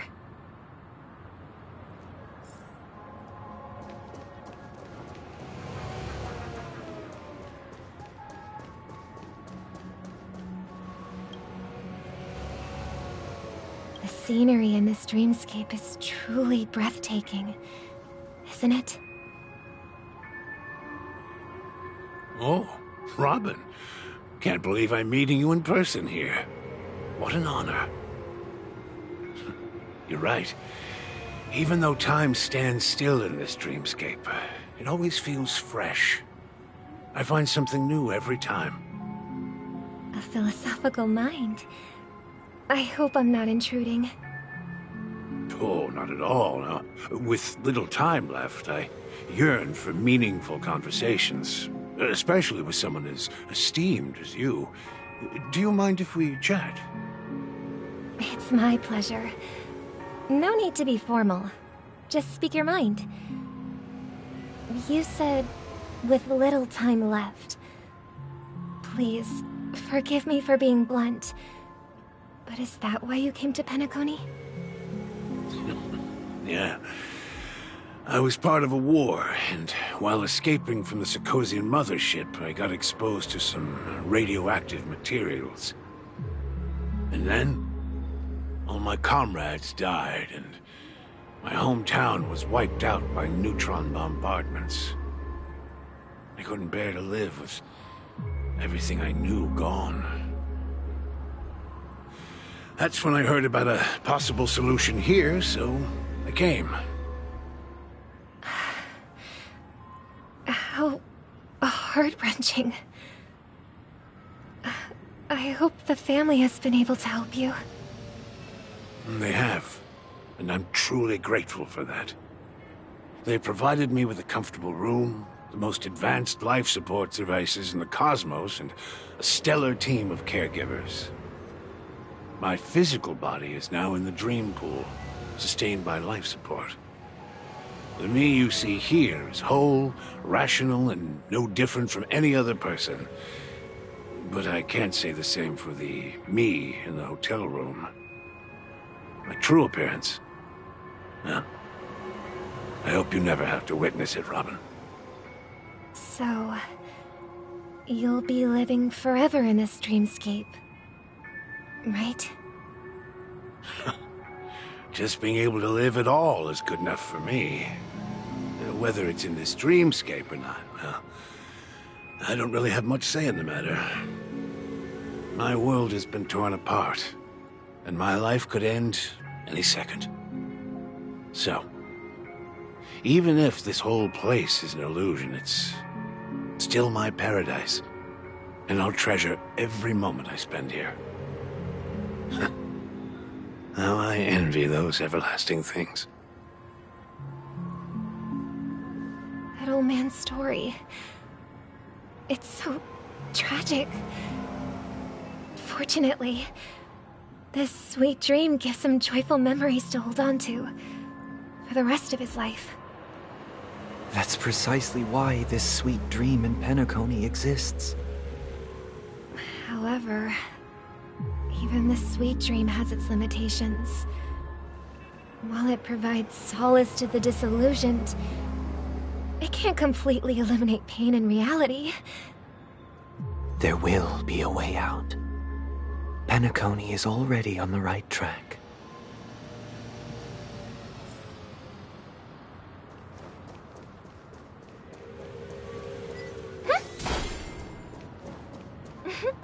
Look what we have here. A lovely young lady. Wait. Brother, what a surprise to see you again. Show yourself. Your trick won't work on us. I've heard that a skilled mass fool received an invitation too. That must be you, right? Did you enjoy yourself? Barely. The people here are way too gullible. A little bait is all it takes for them to bite. And they run away at the slightest hint of danger. In other words, they're naive and cowardly. Now that you've had your fill, it'd be wise to leave before it's too late. The music of the harmony doesn't tolerate discord. What? Now that you have the real Robin, I'm useless? Oh, how disheartening. I've done so much for the family. You should be thanking me, because if it weren't for me cleaning up this mess, Penacony would still be in shambles. Don't you think? That was a personal request from the head of the Iris family, and it has nothing to do with us. Step aside and stop causing trouble for the Charmony Festival. The Charmony Festival? You think you can scare me? You think I've no idea what you're planning? I don't care what you're thinking, chicken wing boy. But I'm pretty sure our lovely Robin won't be appearing on stage. After all, you're well aware of what a sorry state this dreamscape is in under the banner of harmony. Penacony, the land of the dreams. Is this truly the paradise you desire? Stop it. What's the rush, chicken wing boy? Did I get to you? Our paradise is none of your concern, masked fool. Leave now, or the family won't tolerate you anymore. All right, I'll go. But Robin, I suggest you seriously consider this. Do you really believe those living in dreams can escape pain and find true happiness? Well, I've done my part, and now I'm simply waiting for the fireworks to begin. Here, the last 2 gifts for both of you. And don't lose them. If by some unfortunate chance the Charmony Festival starts against all odds, remember to use them during the show. And it'll be thrilling. Bang! I heard a raven cawing in the distance. It seems the Dream Master will arrive soon.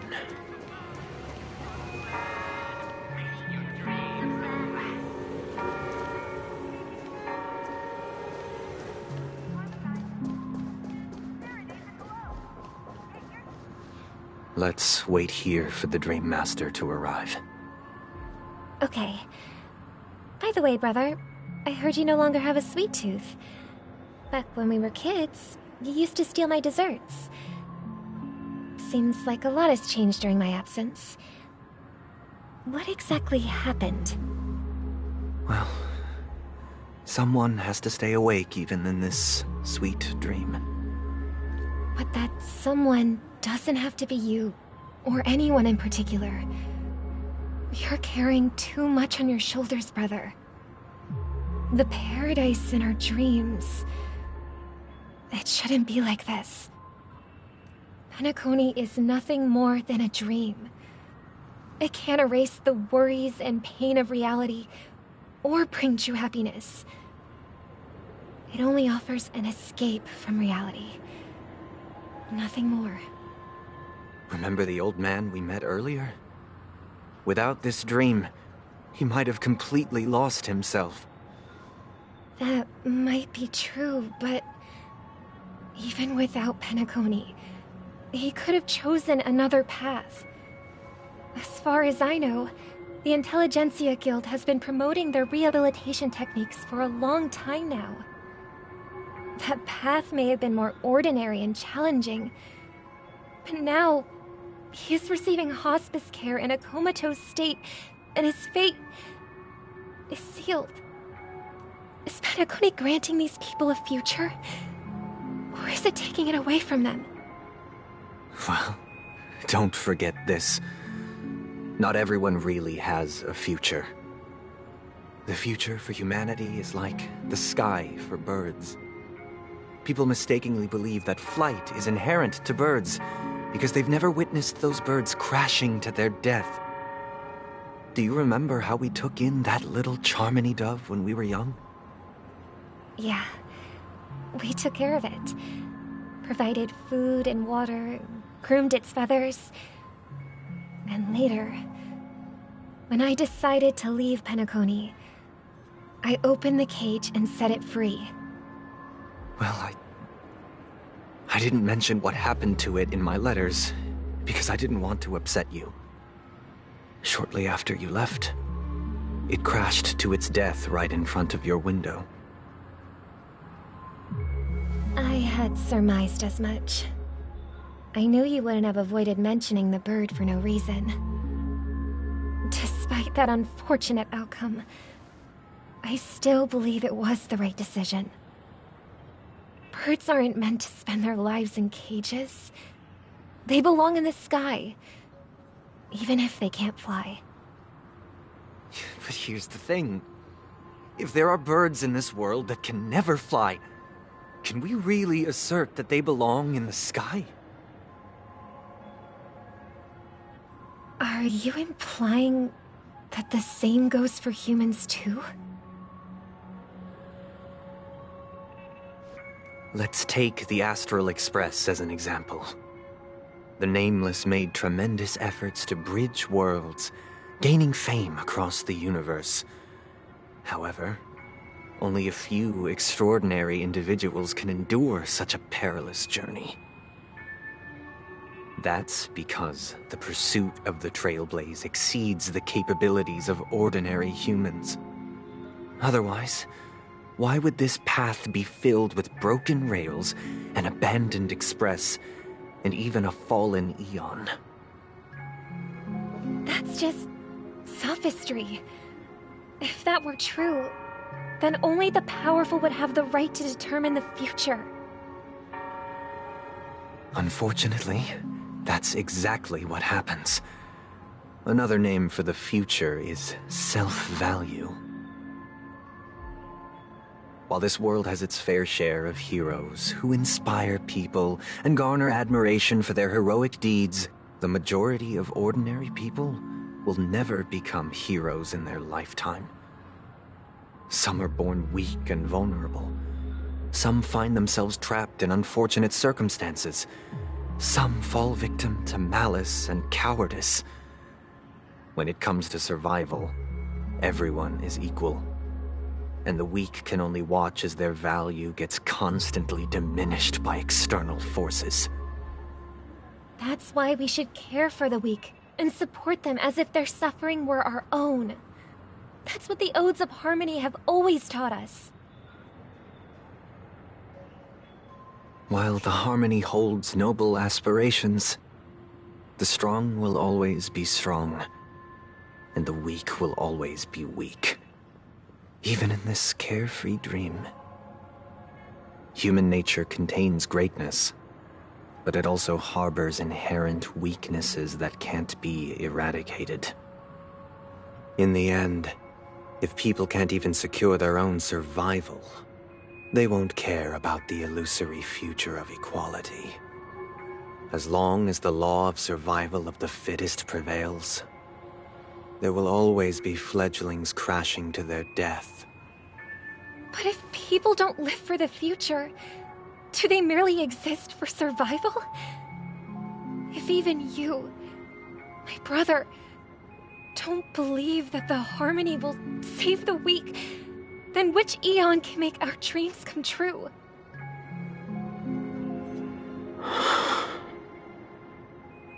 People often forget that when the first bird took flight, the entire world envisioned a future where no more fledglings would ever crash to their death.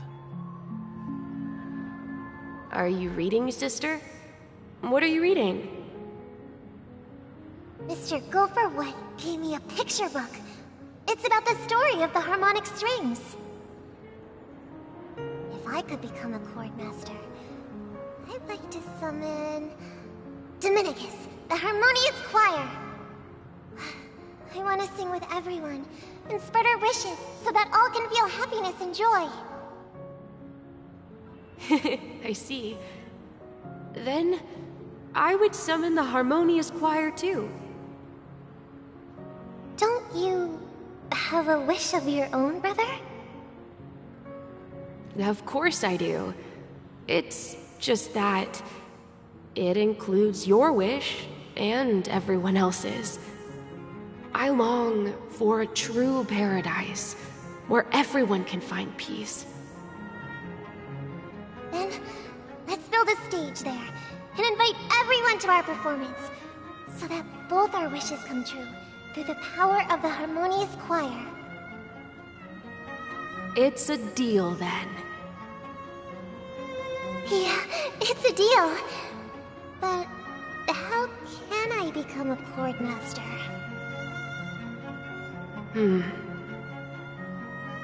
Maybe you will have to become a star first.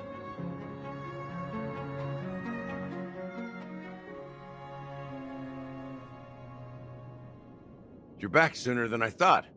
Any results? Yes. And now, it's up to us to forge ahead. Since he's already carried out his last wish, my final mission is complete. But pardon me if I sound curt. It's good to have determination. The path Mikhail left for you is not an easy one to tread.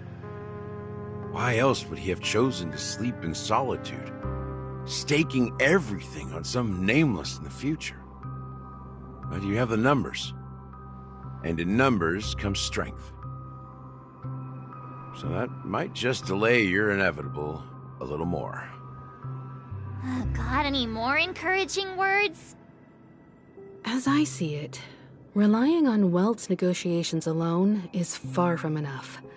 Regardless of whether the other party will be compliant, negotiating simply allows us to meet them as equals and won't grant us an upper hand. Penacony is our rival's home turf, and we already have very few chips left to play with. Rather than idly sit around while the family's got us blocked off, an offensive approach might be a wiser course of action. We're more familiar with the Stellaron's properties than most, and since it's the key to stabilizing the sweet dream, it's vital to the family's interests. By attacking their core interests, they're bound to retaliate hastily. And as the saying goes, haste makes waste. That's right.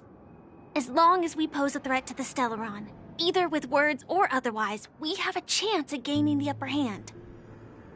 But the problem is, on the eve of the Charmony Festival opening, how exactly are we going to get close to the theater? Family security will be airtight, and if we brute force it, even if we succeed, it's too risky. So, no one's gonna say anything? Then I'll raise my hand. I know the answer to this question.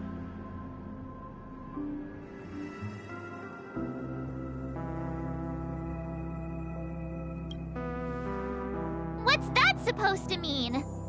You'd better believe it. So, I heard that before the Charmony Festival begins, there'll be a pageant to kick off the festival. It's called the Soul Glad TM Festivity Auditions, or something, and it's going to be held in the moment of Scorch Sand. As long as we clinch the top spot, we'll be able to attain the title of Festive Superstar, and be able to personally bask in the graces of Miss Robin. Not that that's important. What's crucial is that we can enter the Grand Theater before the audience arrives. So, how do we go about participating in these festivity auditions? I've already procured special invite tickets from Miss Robin's fan club. To tell you the truth, I had been preparing to join the auditions all along. But now it looks like even if I scrape through, I probably still won't have the chance to shake Miss Robin's hand. So they're still running this thing, huh? It was originally just a publicity stunt, set up by Mikhail to drum up attention. But it looks like it might be worth a shot. We'll follow Marge's plan. Mr. Gallagher, will you be joining us? I'm afraid I won't have the time. As a virtual character, I've already completed my final mission. Whether Penacony can awaken from this dream is all down to you. Should we ever cross paths again, I'd love for you to visit the Express. All right. I'll have to add to that databank of yours you've got on the Express.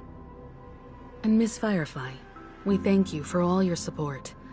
We're faced with a formidable enemy. As long as the Astral Express and Stellaron Hunter's objectives are aligned, we're willing to cooperate with you. We've already come this far together. I'd like to join you for the rest of your journey on Penacony. I'm pleased that we can finally fight shoulder to shoulder. I couldn't ask for a better ending. This is also the spirit of the Trailblaze. Now, everyone, let's prepare to move out.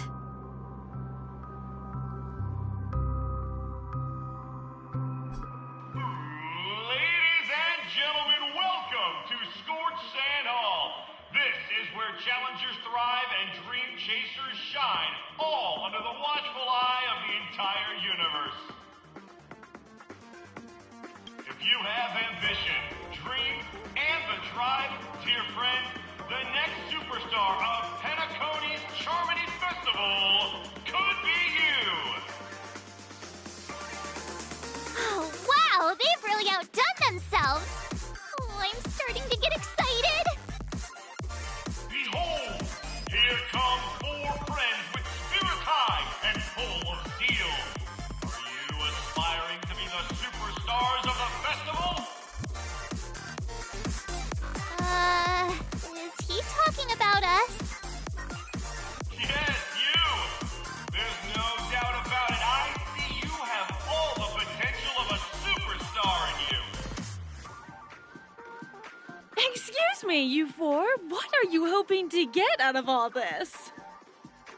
As the last group of contestants, how confident are you in overcoming all of the challenges? Would you be open to a brief exclusive interview with us? It'll be quick.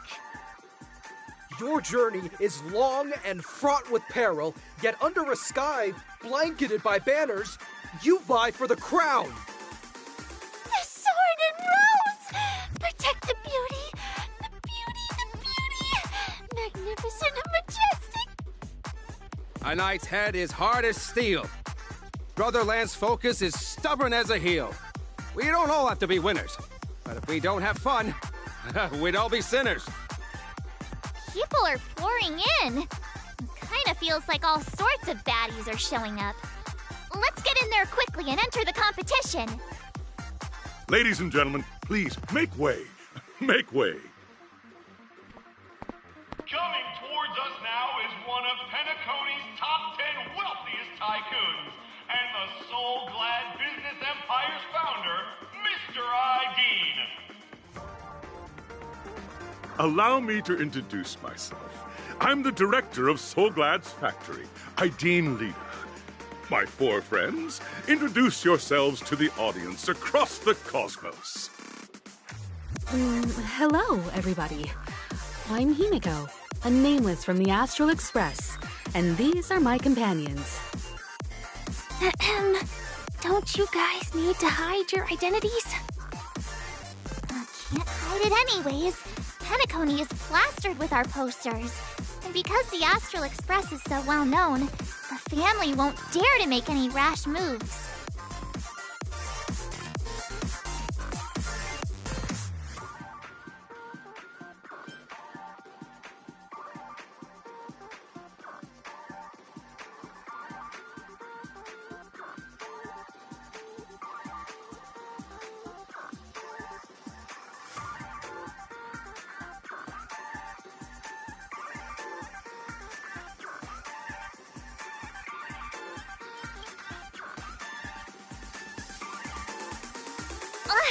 Don't expose my net handle to everyone! Hello, everyone! I'm March 7th. I'm an ordinary girl who loves adventures. Hello, everyone. I'm Firefly. I am also an ordinary girl who enjoys adventures.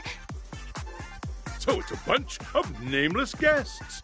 This final face-off is bound to be spectacular. Time is precious. My four friends, come with me. Grab a bottle of Soulglad and make your dreams a blast.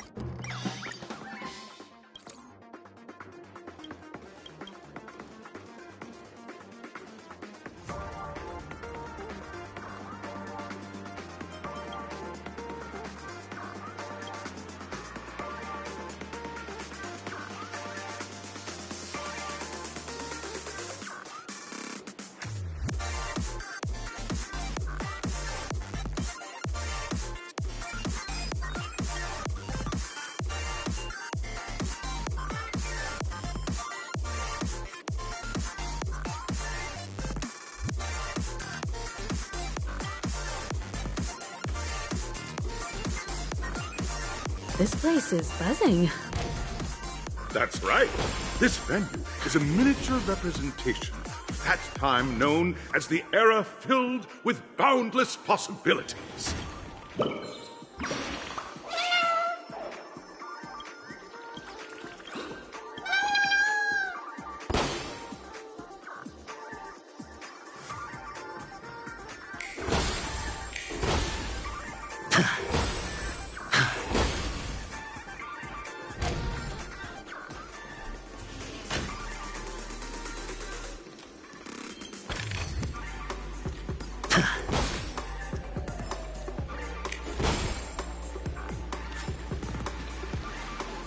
Grab a bottle of Soul Glad and make your dreams a blast. Nameless, your arrival reminds me of the grand occasion when Penacony was first established. I was still a young, bright-eyed lad back then, lured here by the watchmaker's ads, full of zeal and ready to make my first fortune in life.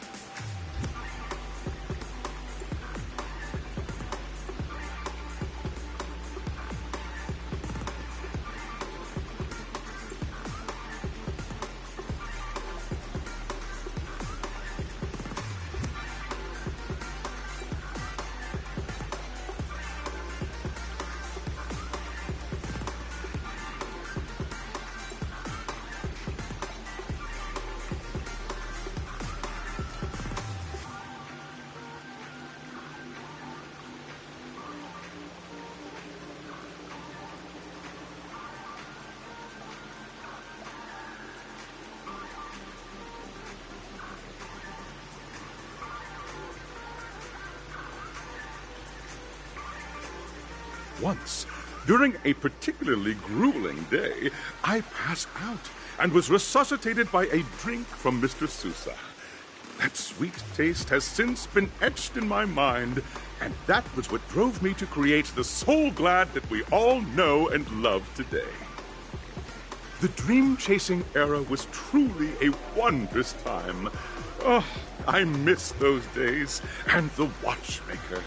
Scorched Sand Hall is my homage to that time of boundless possibilities.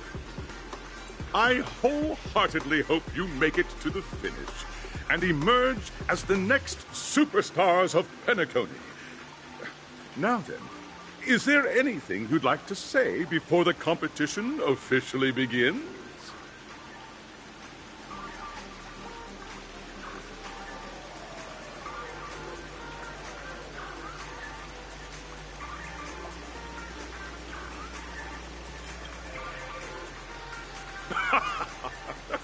There's that swift and decisive trailblazing spirit. How about you, Miss March? Hello, everyone! Next up, get ready for the Mega March 7th Adventure, where I'm going to break the speedrun world record! Trailblazing into the uncharted and challenging the limits. That's Miss March 7th for you. How about Miss Firefly? I hope that by the end of this journey, everyone will have achieved the outcome that they hoped for. Ah, a wonderful wish! Miss Himiko, what are you expecting from your team? Safety first, everyone. Simple words, but full of warmth. Waiting for you are 3 stages, each connected to that era. The first 2 stages offer 2 distinct paths to choose from, with unique challenges on each route. And in the last stage, you will face off against a champion who has defended the title to this very day. A beloved contender whose noble virtues are unrivaled. Those are the rules. Simple. Everyone clear? Now then, I hereby announce that the 33rd Scorched Sand Festival of the 20th season, sponsored by Soul Glad Enterprises, has started.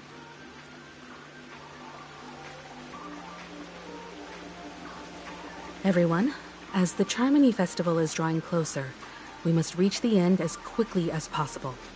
Factoring in efficiency and safety, splitting up into 2 groups is the best choice. March and I haven't known Miss Firefly for too long and aren't overly familiar with her.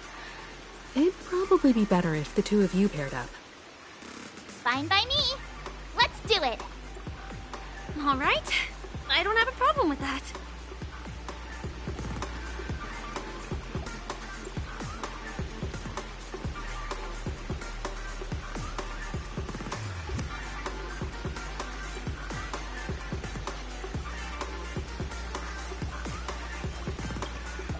We'll split into the assigned groups then.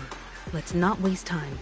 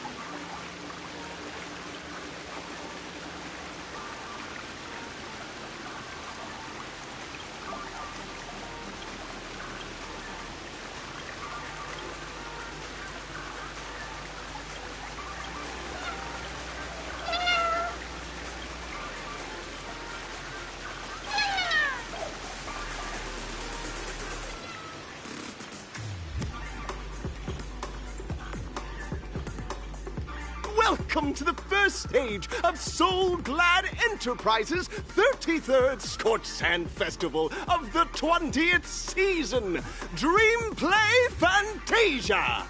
In this stage, you can choose between two challenges, the School of Acting or School of Action. In the School of Acting challenge, you have to complete 3 performances from 3 scripts and move the panel judges. In the School of Action challenge, you have to defeat 3 groups of enemies convincingly and reach the end. Now, make your choice.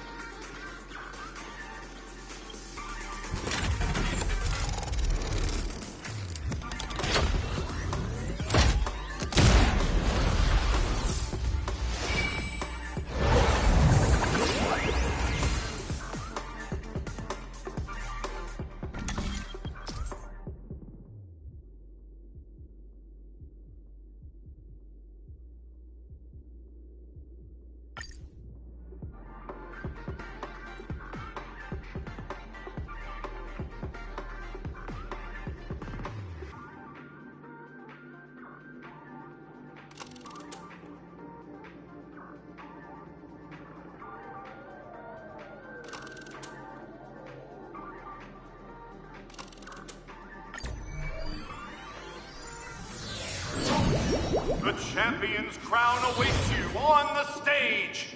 Welcome to the Arena of Action Stars. Please. Competitors, allow me to introduce the rules of this challenge to you. There are a total of 3 stages up ahead, each with their own challenges. The enemies you will contend against are antagonists from the film Once Upon a Time in Dreams. Defeat them swiftly and decisively to set a new record. It's worth mentioning that the fastest time for this stage was achieved by a contestant with fiery red hair. Astoundingly, he overcame all enemies across the 3 stages in only 5 minutes. Time is of the essence. Let's make this quick.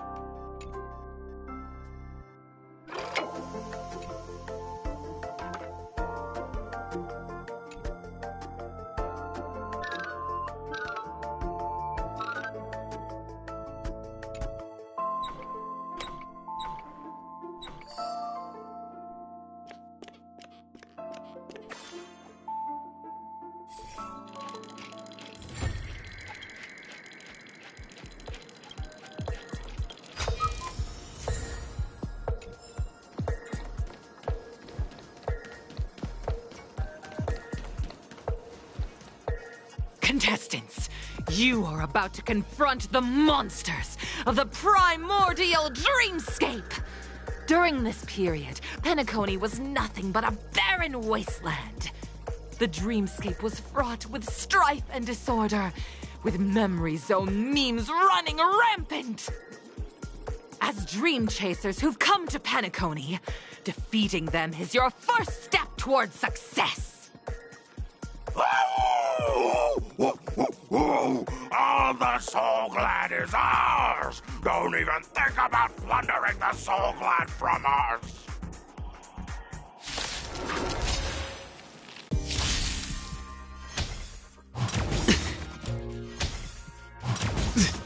Sure, I'll play along. The dice have been cast. Bust. Or maybe I'll take it all!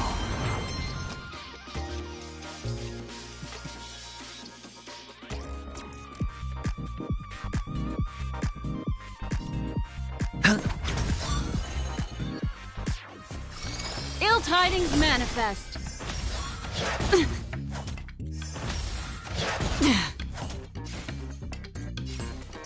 Wretched and fleeting. That's half the work. On the still waters of oblivion. I weep for the departed.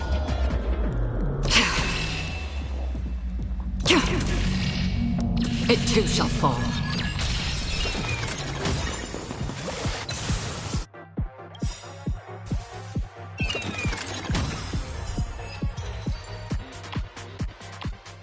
Soul Glad! My Soul Glad!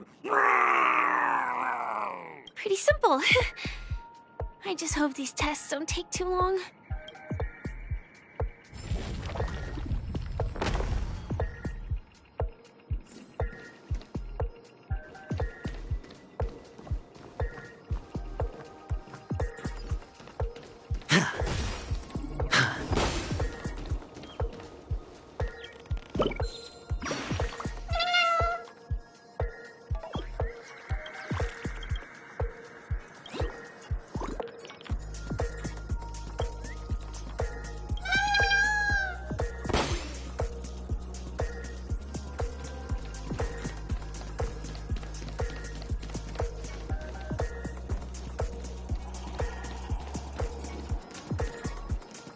Congratulations on becoming the first group of Dream Chasers! Answering the call from the Watchmaker, you are disappointed to learn that Penacony isn't paved with gold. Resigned to your current plight, you start from the hierarchical dredges, biding your time for a chance at success. Just as you're about to give up, a downpour sparks a business idea. You enter the umbrella business! But just as things are looking up, you encounter a competitor. Defeat them and emerge victorious from this trade war. Why is our opponent Soul Glad? Because this is Soul Glad Enterprises' 33rd festivity auditions of the 20th season! Isn't this just product placement? To safeguard the integrity of Soul Glad, I will soar high into the sky and become its shiniest star. Whoosh!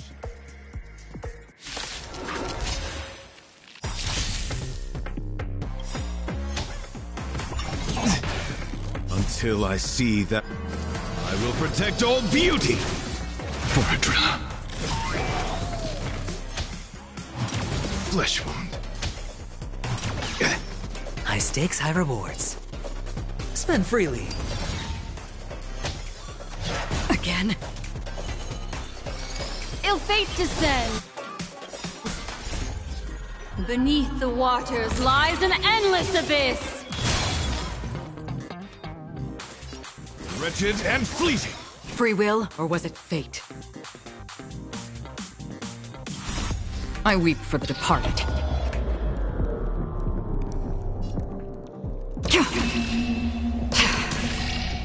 It too shall fall.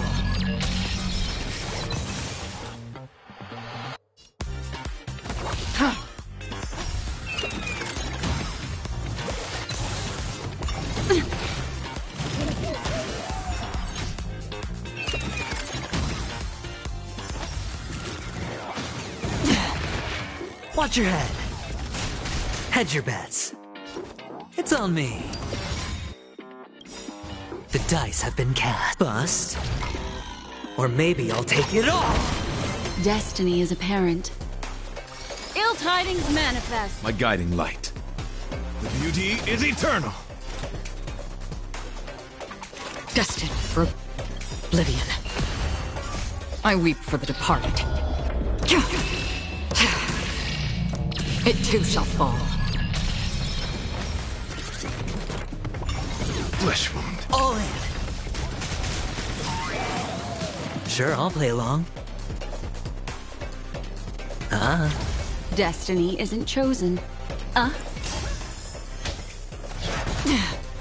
My oath is to a solitude, wretched and fleeting.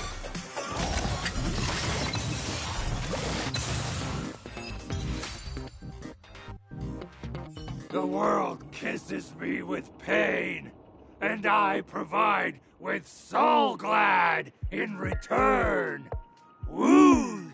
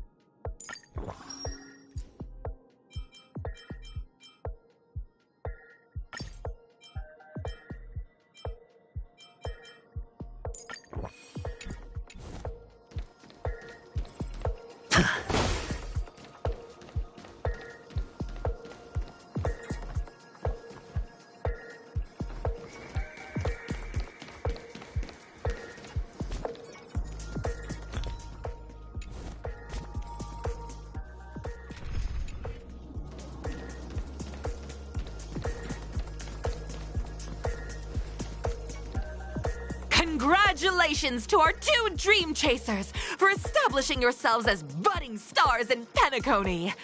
However, now you face a competitor selling at low prices, pushing you to the brink of bankruptcy. No matter how lengthy the battle, you always persevere.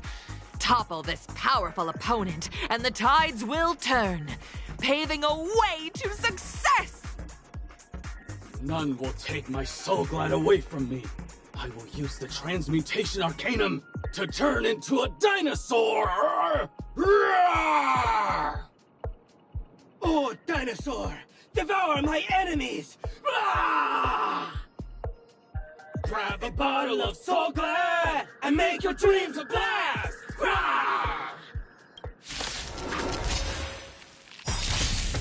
High stakes, high rewards.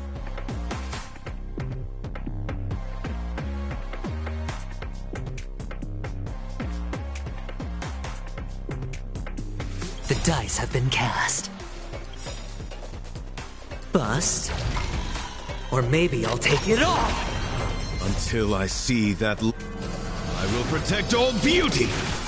For Adrilla. What do you want to know? Ill tidings manifest. Beneath the waters lies an endless abyss.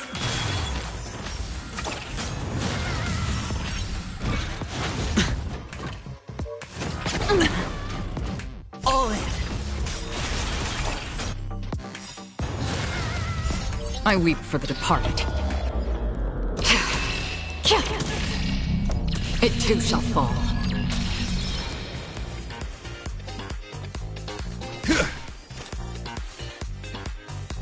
On the still waters of oblivion. Spend freely. Destiny isn't chosen. Ill fate descends. Embrace virtue. The beauty is eternal.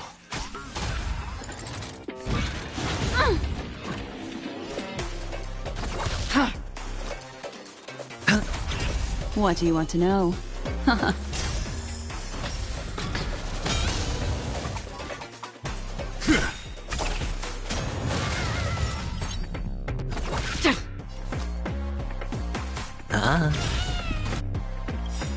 The dice have been cast. Bust. Or maybe I'll take it all. Destiny isn't chosen. Ill tidings manifest. I weep for the departed. It too shall fall.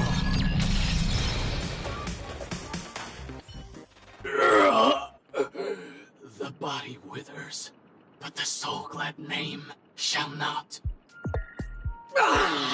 You truly are a beast, more than I can ever be. That should do it! Okay. Let's go. Mr. Yang is waiting for us. Isn't this fight way off from the actual storyline? Transforming into a dinosaur isn't imaginative enough for you? This is the sort of magic only seen on Penacony. Anyway, let's get back on track. Where were we? Oh, that's right. After an extended battle, you finally emerged victorious! But the companion who journeyed to Penacony with you chose to leave, having lost all hope. In the years that followed, you encountered each other once more on the prosperous streets of Penacony, but dared not call out to one another. Perhaps akin to the lingering regret of every dream chaser. Ah, well done! You brought to life the thrilling action scenes from Once Upon a Time in Dreams with your fighting skills. Looks like we won. Let's hurry up and get to the next stage.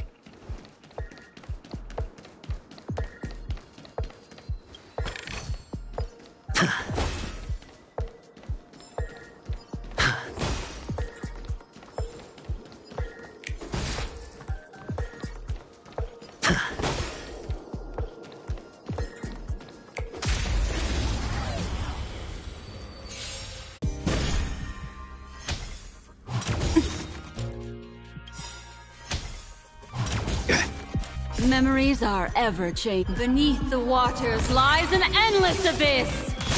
I hit the mark. Spend freely. What do you want to know? My guiding light. Wretched and fleeting.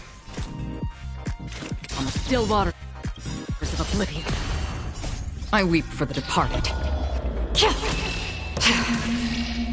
It too shall fall.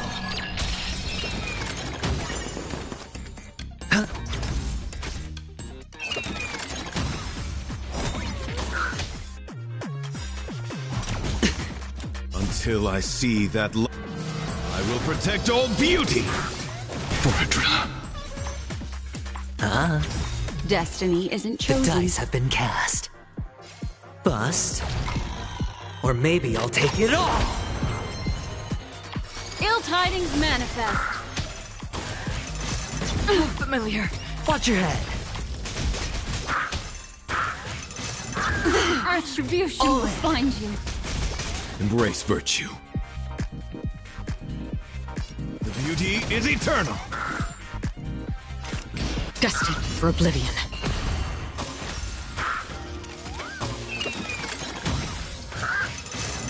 Familiar.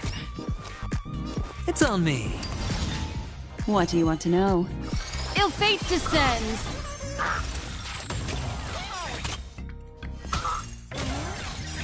My oath is until I see. I will protect all beauty for Adrilla.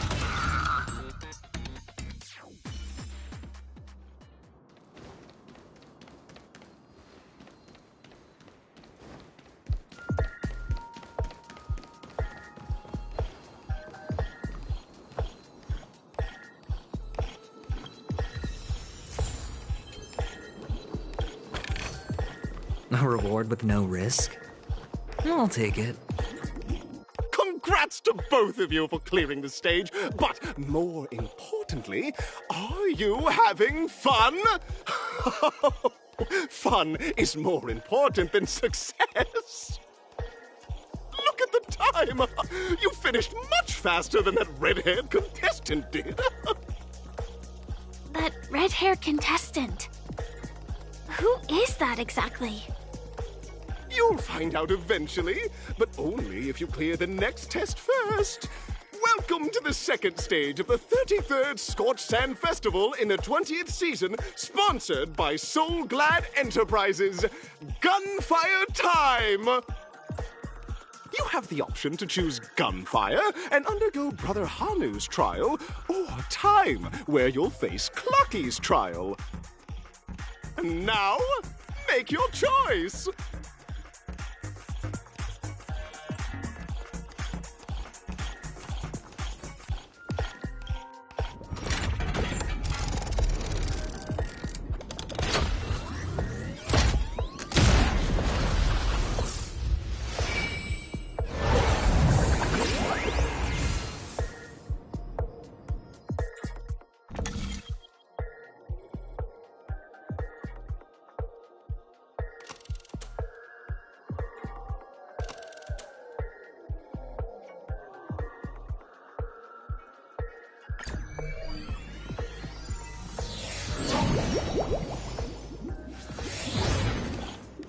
Dear friends, welcome to the wonderful world created by the Watchmaker.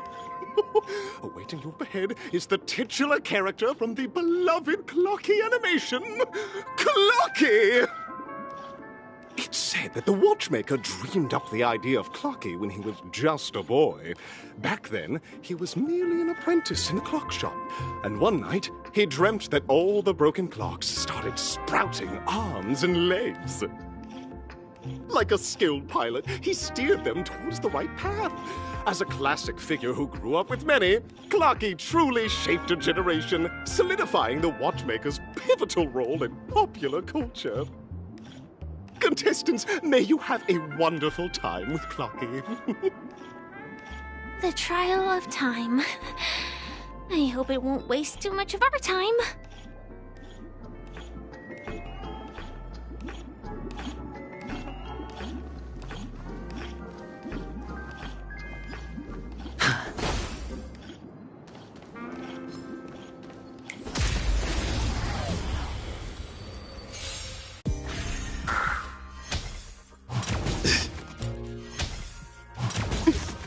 Sure, I'll play along. It's on me.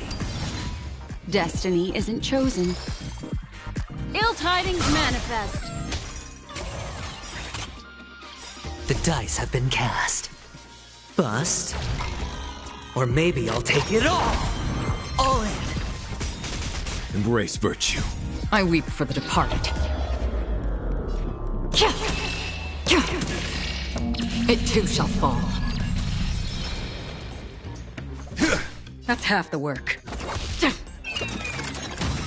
Hedge your bets.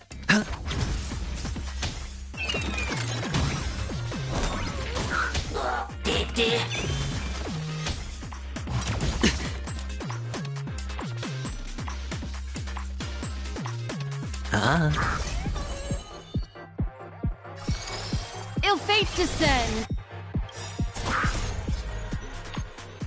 Beneath the waters lies an endless abyss.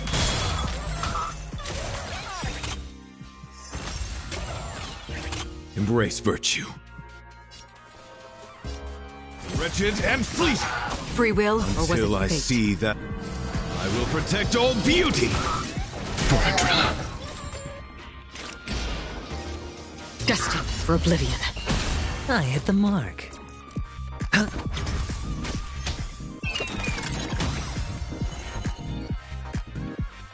The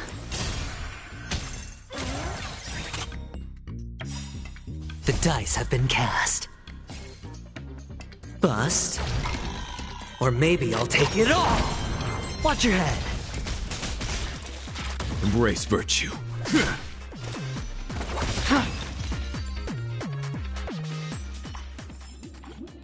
As if victory were ever in doubt.